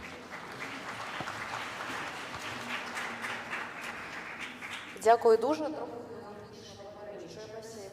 Будемо говорити далі про практичний досвід Румунії. We're going to speak about Нам Romanian допоможе practices, познайомитися. and we're going to have it from Andrea Sepp. She's with the Chamber of Deputies of the Romanian Parliament. Sorry. Andrea Sepp, she's with the Chamber of the Deputies of the Romanian Parliament. She serves on the Commission of Equal Opportunities of the Romanian Parliament, and then we'll have something from Romanian experience. Thank you. Firstly, congratulations for all of you. Поздравляю вас усіх. Congratulations for the initiators. З тим, що ви започаткували. Congratulations for Все all це of з who тим, are що here ми today тут зібралися сьогодні і spend a very, very good day without провели a такий lot of продуктивний women день who are сьогодні з interested in the багатьма same жінками, які things and зацікавлені topics. в тих же самих And the темах і third part, I розпочинаннях. want І to congratulate хочу також and thanks for the поздоровити, translators подякувати for our work, перекладацькій because бригаді. they are doing good work and they are Вони men, so it's important for us to сидять і support чоловіки, me тому що and the other women. Ladies and gentlemen, firstly, I would like to thank UNFPA for invitation, because it's a big opportunity to be here. I'm firstly in Kiev, I'm firstly in Ukraine. It's a great opportunity to speak about the measure to combat violence against women and to share my experience in this field. Studies show that 1 in 3 women in Romania is a victim of domestic violence. In every 30 seconds, a woman is beaten and abused in Romania. As a result of these aggressions, 200 women die annually in my country. When facing these frightening facts, I was revealed that women in Romania are not aware of their rights. In such a situation, they didn't know how which authorities to address. And it's a big question, and how many women have enough courage to report this. I couldn't pass this horrible data indifferently. That's why, together with the members of the women organization of the Democratic Alliance of Hungarians in Romania, which I was a vice president, we have launched an information and awareness campaign on the phenomenon of violence against women. A campaign in which we dealt with concrete solutions and measures formulated through legislative initiatives.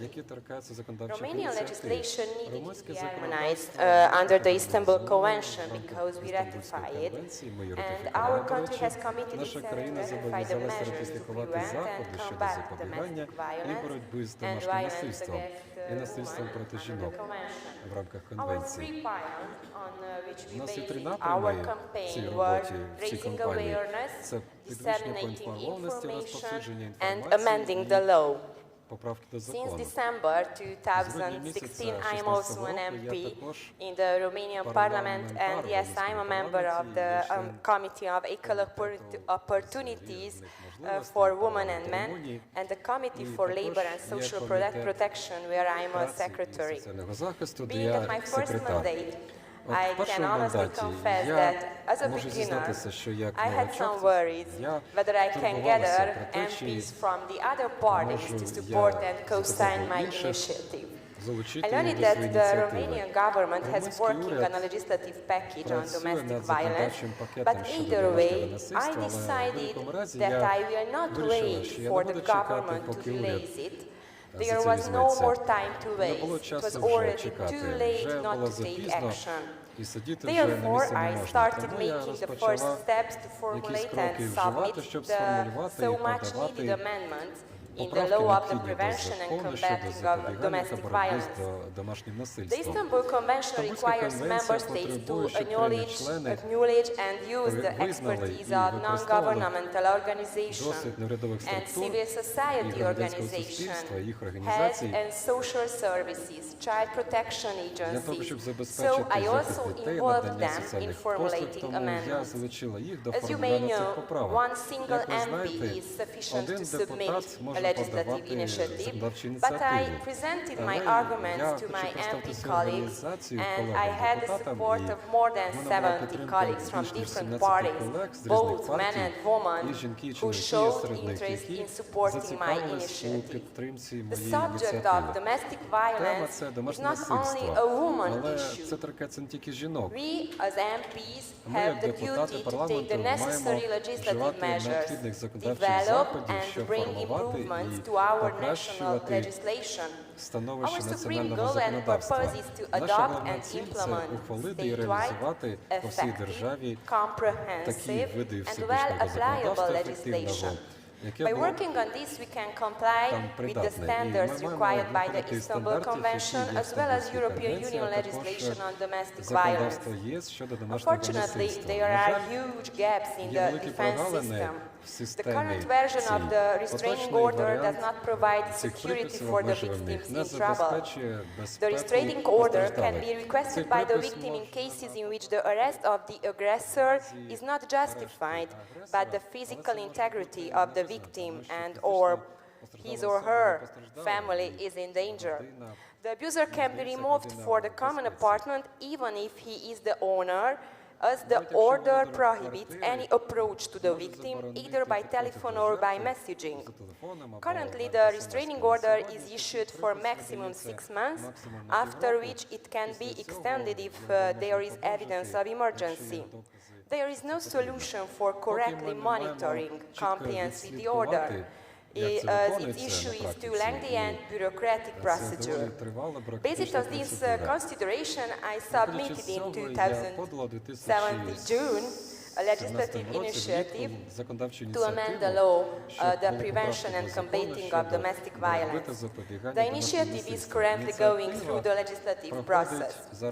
Due to the high necessity to introduce cleaner and harsher sanctions against the aggressor and more protective, effective protection of the victim, the initiative introduced the Emergency Protection Order or Emergency Restraining Order, a provisional measure, the purpose of which is to provide immediate security to victims of domestic violence in order to eliminate imminent danger. As I mentioned earlier, the protection order exists already in Romania according to the regulation in force, but it is issued only if the victim lodges a complaint with the police and brings witnesses. Until the release of the protection order itself, it takes a long time. The protection order is issued within a maximum 72 hours of the police notification. Every passing minute can be fatal to those women exposed to aggression, and yet, in most cases, women do not address the authorities. The emergency protection order would be a way of saving the victim, who was exposed to aggression close to that particular moment. Therefore, the police, when called to the scene, will have the right to remove immediately the abuser from the house. Another target of the initiative is the reconciliation between the parties. Under current regulation, if the partners reconcile in court, the process is suspended. We proposed that the removal of criminal liability be possible only in the case of first notification or criminal complaint. The aggressor repeatedly commits crimes against the bodily integrity of the health of a woman, as well as offenses against a family member. The reconciliation between the parties can no longer remove the criminal liability by way of derogation from the provisions of the criminal code currently in force. Violence against women and families cannot be a private matter. This is the reason why social cohesion is needed in order to create a protective net that helps those who are affected to break out of the violent environment and supports them to live an even tempered life. The development of a good mentality should be started at a young age, and as part of our campaign, the organization drew the attention to the seriousness of violence against women in school informative meetings. We will expand our activity in the future, organize women's cafes, professional meetings, and other school informative meetings. And on 26 November, our women organization will have the annual meeting, and we will start the 16 action days. As a conclusion, I would also like to accentuate another thing that I consider crucial. It has no political trigger, but altogether, I think it's about common sense and concern of all of us. When you see or get acquainted that a woman, a friend, a fellow co-worker, a neighbor, a close person, and a total stranger is the victim of an act of domestic violence, assume that you will not remain silent. Assume that you will take verbal or physical action.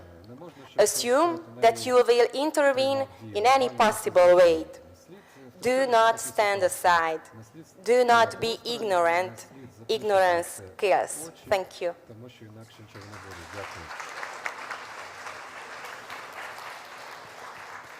Дякую дуже. І тепер знову ми трохи змінюємо ракурс, переходимо на рівень дії місцевих громад. Поговоримо про дуже практичний кейс. Це кейс з роботи з постраждалими від насильства на прикладі соціального підприємства «Горіховий дім». І про цю історію нам розкаже Андрій Лопатинський, співзасновник благодійного фонду Юрій Лопатинський, я перепрошую, співзасновник благодійного фонду «Горіховий дім». Прошу дуже, пане Юрію.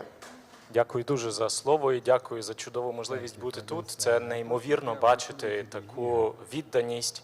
І це, напевно, вперше для мене, щоб я бачив, що стільки багато людей хочуть змінити законодавство, і ініціатива йде зверху.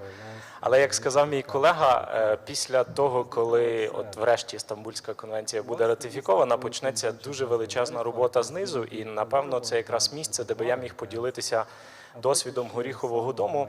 Як ми починали, можливо, це для когось стане корисним і також підтримає нас далі у нашій роботі. Отже, історія Горіхового дому розпочинається у Львові у 2008 році із дослідження стану бездомності. І у тій ситуації ми приходимо до висновку про те, що лише 30% жінок із числа 30% із числа бездомних є жінки. І звичайним дедуктивним аналізом приходимо до того, що треба їм допомагати, оскільки вони перебувають у дуже важкій ситуації, і, напевно, не все так добре, коли жінка потрапляє нарешті на вулицю. Для цих жінок ми відкриваємо невеличкий центр у Львові, який може помістити одночасно 12 жінок. І починаємо з ними працювати, напрацьовувати програму, шукати досвіди також за кордоном, переважно у західних країн.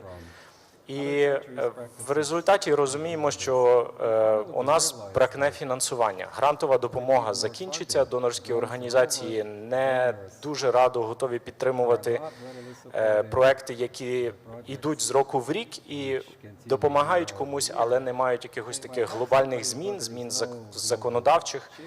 Ми також на той момент не маємо підтримки ані з місцевого бюджету до державного, нам задалеко. На той час потрібно було бути загальноукраїнською організацією, щоб цим займатися. І ми ходимо у пошуку, де ж знайти фінансування.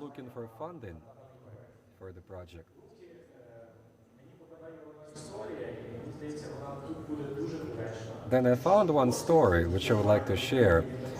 In the Ukraine, we pretty often forget about the experience we have got. That story is the story of two people. One of them is Andrei Sheptitsky, the priest, and sometimes you speak a lot about the Istanbul Convention ratification. So a priest is a churchman in Галичина in 1900s. The other one is a woman, Clementina Avdikovich. According to the story, she is the wife of the teacher in Premashu. The teacher dies and she is a widow. The situation was much worse than that. In terms of her status in society, she can only produce candies, that's all she can do.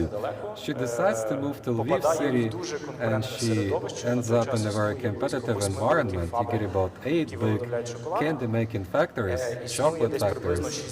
You get about 60 to 70 small candy makers. And she starts making candies with her hands, and she goes to the priest, she tells him about her business plan, and as a result, he gives her an investment of $64,000. Right now it's about $1 million. It's just a story from the history. It's a paradigm shift. So a priest invests, well, he believes a Ukrainian woman who is willing to change something for the better, her life for the better.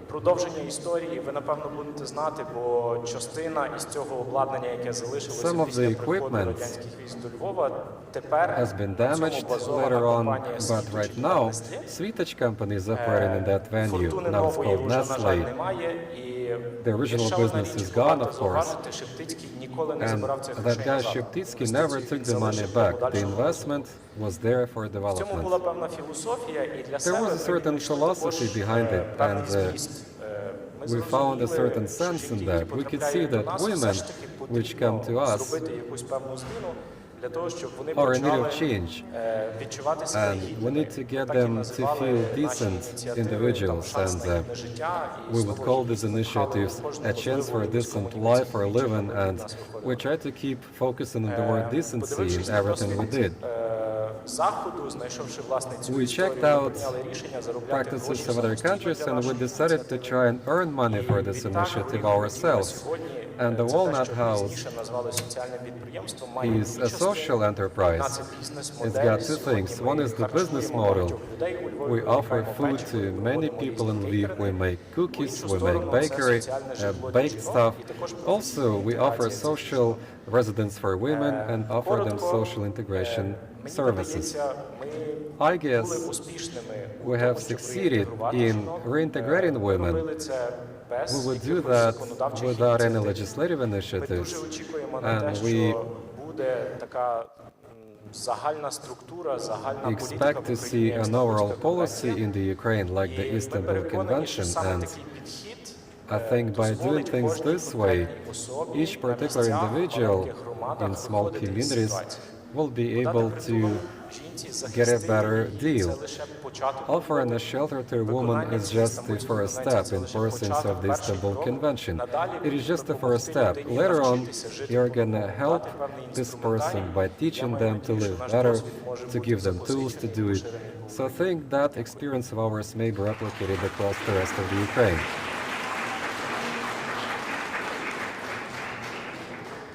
Дякую дуже. Ну і після виступу Юрія Лопатинського з задоволенням передаю мікрофон для спеціального слова Олені Кочемаровській. Це Iryna Slavinska, Senior Coordinator on Humanitarian Response, UN Populations Fund in the east of Ukraine. Доброго дня. Перш за все, я хочу Good afternoon. I'd like to thank you all and congratulate you all on this beautiful forum. And I appreciate the opportunity to speak. And I also appreciate professional panelists, and they are so well aware of subject matters, which is equality of women and their role in security and in combating gender-based violence, which nowadays is one of the things that is addressed by the UN Populations Fund in this country, especially in the east of the Ukraine. There have been statistics and indicators quoted.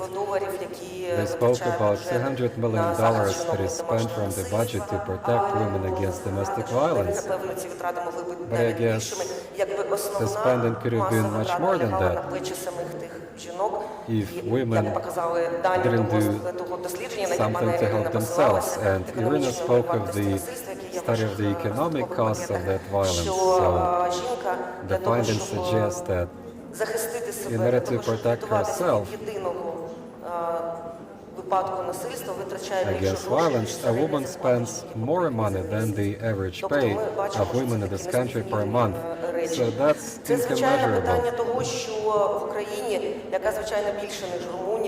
Ukraine is bigger than Romania, and in Romania, 200 women yearly die of violence. In Ukraine, it is 600 women that die of domestic violence every year. We appreciate the Ukrainian Center of Social Reforms for the study they have implemented and the findings they shared. There is not enough statistics, we admitted that. There is a growing need for that. Iryna Lutsenko was saying that 165,000 women have been on the official record. They reached out to services and service providers reporting violence and seeking aid.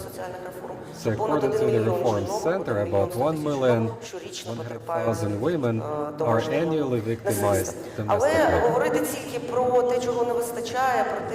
We can keep talking about what is missing, what is not going right. I actually would like to thank the Ministry of Social Policy and the Interior, and thanks to the partners, UN Populations Fund in Donetsk, Lugansk regions, in the Kharkiv city, Zaporizhzhia, Dnipro, and everybody else. They support these initiatives like mobile socio-psychological units, which offer aid. There are 26 of them in Ukraine. We need to make sure they cover more regions of the country. Soon, it's been 2 years since the initiative has begun, and many people have been helped. 89% of them are women.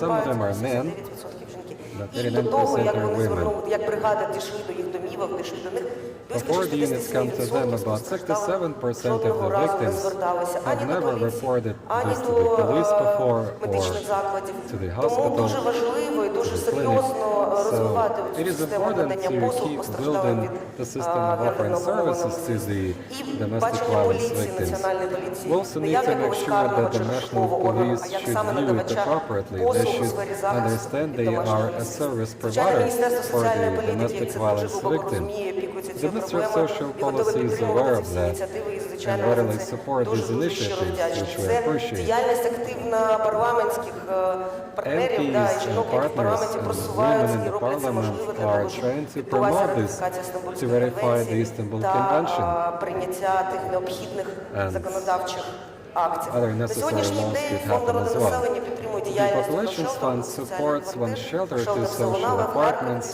one in Kharkiv.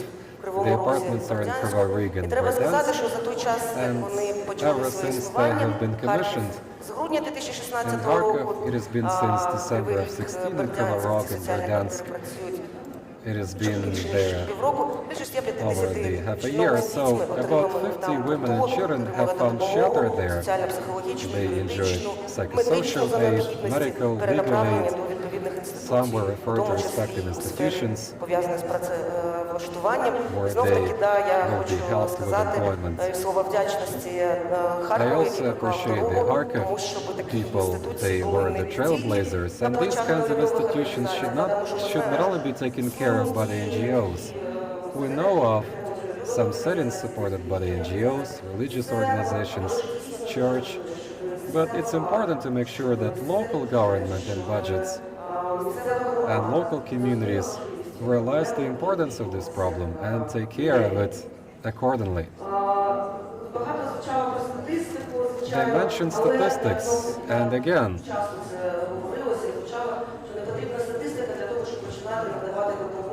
it should not be the way of offering assistance to each particular woman. Well, we need statistics segregated by age and sex. This will help advocate and promote the subject matter, and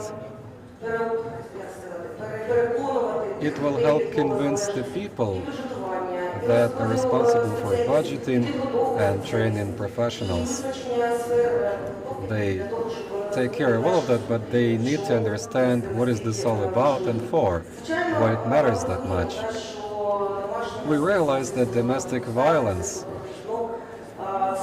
against women cannot be just the cause of one ministry or agency or NGO or international institution. Certainly, it is the cause of the entire series of agencies involved: law enforcement sector, justice sector, medics, social case workers. And again, it's good that there is an understanding of that, and hopefully we're going to be able, and hopefully it will keep up this way. So it will allow us to make further progress, although still, I admit, some of the important documents are still missing, which could aid us in this cause. And Iryna earlier said that it looks like a reloading sign, like the one we can see up here. I see differently. The Young Populations Fund over the last few years has been doing an awareness-raising campaign, which is break the circle of silence, the circle of violence, break the circle of this situation. There is a way out of that. And I can see this broken circle. That means that all together we're going to be able to help the women, because they used to be in that circle of silence. They now can break out of that. 16 Days Against Violence, that's the global campaign that is about to start, and Ukraine is a part of that. This year we're going to do a started flash mob in 16 cities, 16 days of combating domestic violence. Everybody is welcome to join in your cities. In Kiev it's going to be on Independence Square, in Kharkiv and Dnipro it will be in their central squares respectively. It will happen in Hromadske and Slaviansk in their respective venues, in Severodonetsk, near the Drama Theater in Kramatorsk, near the regional government office, and many cities will feature this campaign. You're welcome to join in. Thank you.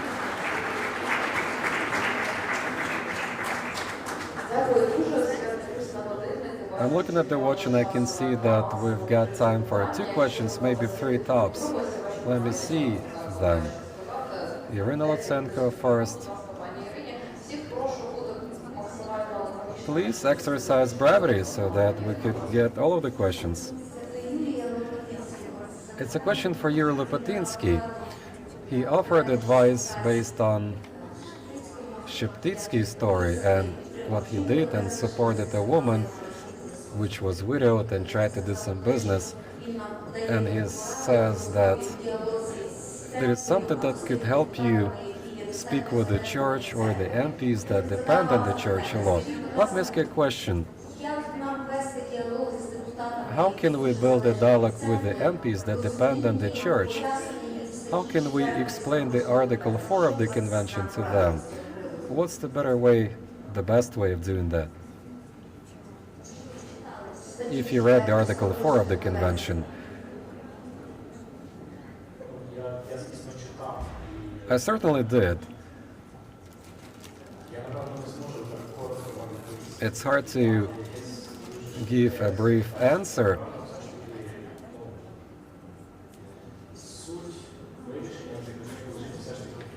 I guess it's all about communication strategy of a kind. Effectively, it's about establishing a dialogue, otherwise the MPs will not vote in favor of that.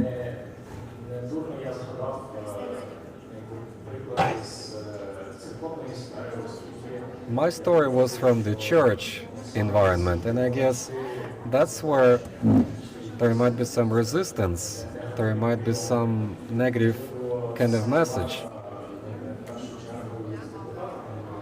Well, you have to keep discussing that with the MPs and with the masterminds that are behind these messages. So you have to find a way of showing that it all will be to the benefit of the church. It does not counter the church values. It is pretty much the same thing. It is just expressed differently. It is verbalized differently. Well, I will happily become a part of these discussions if you're ready for those discussions. There was a question from here. We checked with churches 8 times. There are 45 confessions in the Ukraine. They all said they're against it. That's just some food for thought for you, to give you an idea.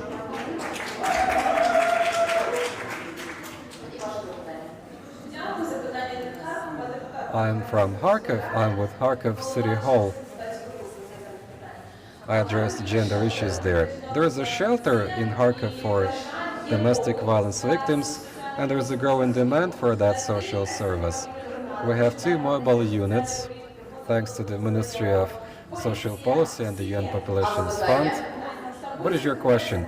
The Istanbul Convention should be ratified soon. A woman came to us, she spent 30 days with us, then she goes back, and we have to take care of the perpetrator, but we cannot wait. So we need support from the Supreme Council or the National Police. They need to sign a memorandum.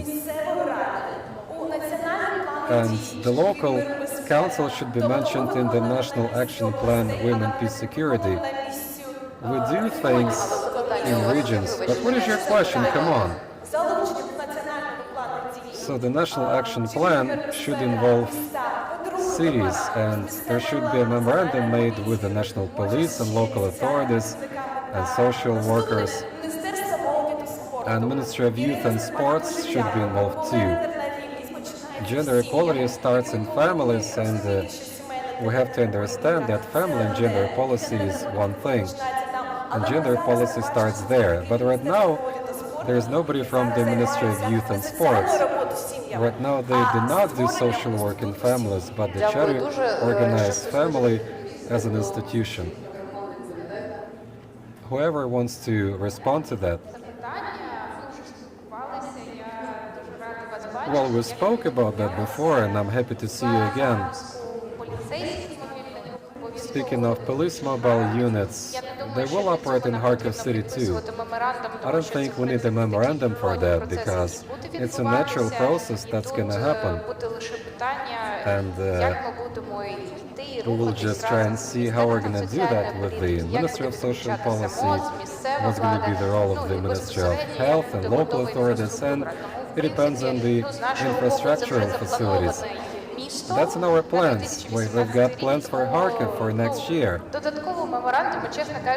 So I don't see the need for the memorandum to make it happen, but we can speak about that separately. Дякую дуже. І ось зліва від мене ще є одне запитання. There was one last question from here. Можна буде відповіді почути. Доброго вечора, місто Маріуполь. I'm from Mariupol City. My question is about the experience of Israel and Romania. It's about taking aggressors out of the apartment. Is that possible in Ukraine? Are there any ways to do it? I wonder. How do you think it can be done in this setting? Я бачив Ірини Лутсенко, чи Ірина Суслова почне, а потім вам передамо. Насправді для цього необхідно ратифікувати Стамбульську Well, it takes to ratify the Istanbul Convention, which is the framework instrument, and you have to pass particular draft laws which are registered in the parliament, and it's about rendering the victims safe by taking the perpetrator out of the scene. The national police or other agencies cannot do it by law right now, and that's one of the largest problems. We cannot counter this phenomenon. We can only take care of the consequences. So we need to join efforts and make sure that MPs decide to ratify the Istanbul Convention. Anything else? В першу чергу треба створити, і в нас передбачено в законі про кримінальну відповідальність. In the law on criminal liability and the law on preventing domestic violence, we need to think of extra tools for the police. Anastasia spoke of some. We've had a round table in the caucus of ours. The police says give us more tools, otherwise we cannot do anything, because then they will have access to the apartment perpetrator, they will issue the restrictive order, and in that draft it is mentioned, it's not in the convention, it is mentioned in the Ukrainian draft law, which is being prepared for the second reading. We highlight the role of local communities, building social apartments, shelters, correctional programs, and judges should be involved. If a victim is there and they make a statement, there is a law on criminal liability, and it says that that statement is important. Even if the perpetrator says that he loves her, take the statement back, let's make it up. She will have to go through the court of law necessarily, and there are judicial barristers which will keep this situation under control.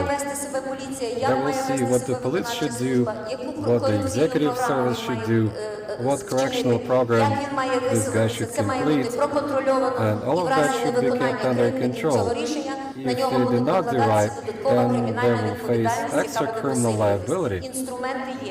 The tools are there, we're waiting for the voting. У нас було декілька передач на прямому. Є Міністерство юстиції The запровадило Ministry of 523 Justice вже є відділення по has регіонах 523 units де across the надається Ukraine жертвам, where жінки victims виходять від домашнього насильства, of в тому domestic числі violence допомога, can правова, seek help, вторинна допомога. legal, secondary help, Коли and жінка aid. потребує вже написання заяви, звернення в суд, That's where they can make a statement. They can go to the court of law, respective agencies. You can do this now before the law has been Вони passed. дозволяють це робити. You can actually do this Дякую. today. Ще Анастасія Дієва має два слова Thank додати. you. Anastasia, just a couple of words from you and then we're done.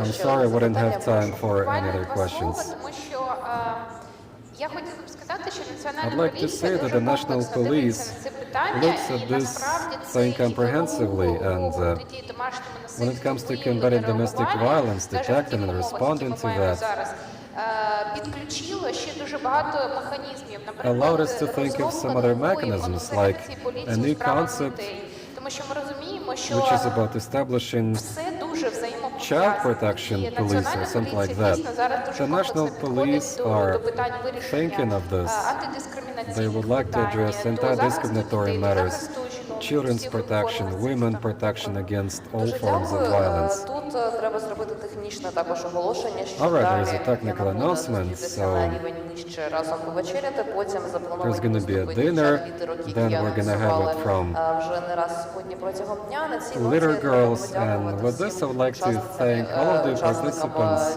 цієї розмови. in Можна this поаплодувати. І всім discussion. дуже дякую. Let's give it up for them all. Шановні гості, роботу третьої дискусійної платформи «Втомилися мовчати. Запобігання та протидія гендерно обумовленому насильству проти жінок» завершено. А что, дискашн уже все? Ну, я только за. ЦСКА в 7 часов.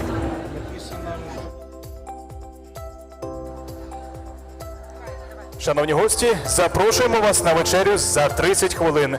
Чекаємо вас у цій залі на спеціально підготовлену програму. Пані та панове, просимо вас не затримуватись, адже за 30 хвилин на вас чекає спеціальна програма.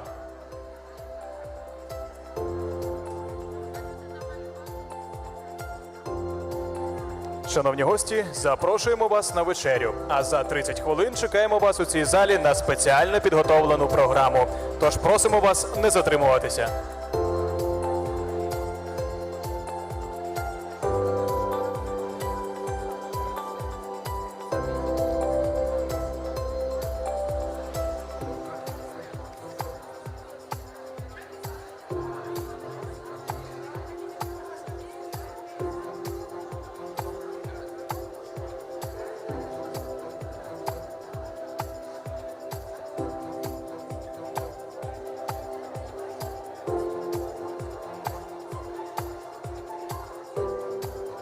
Пані та панове, просимо вас не затримуватися, адже за 30 хвилин на вас чекає спеціальна програма у цій залі.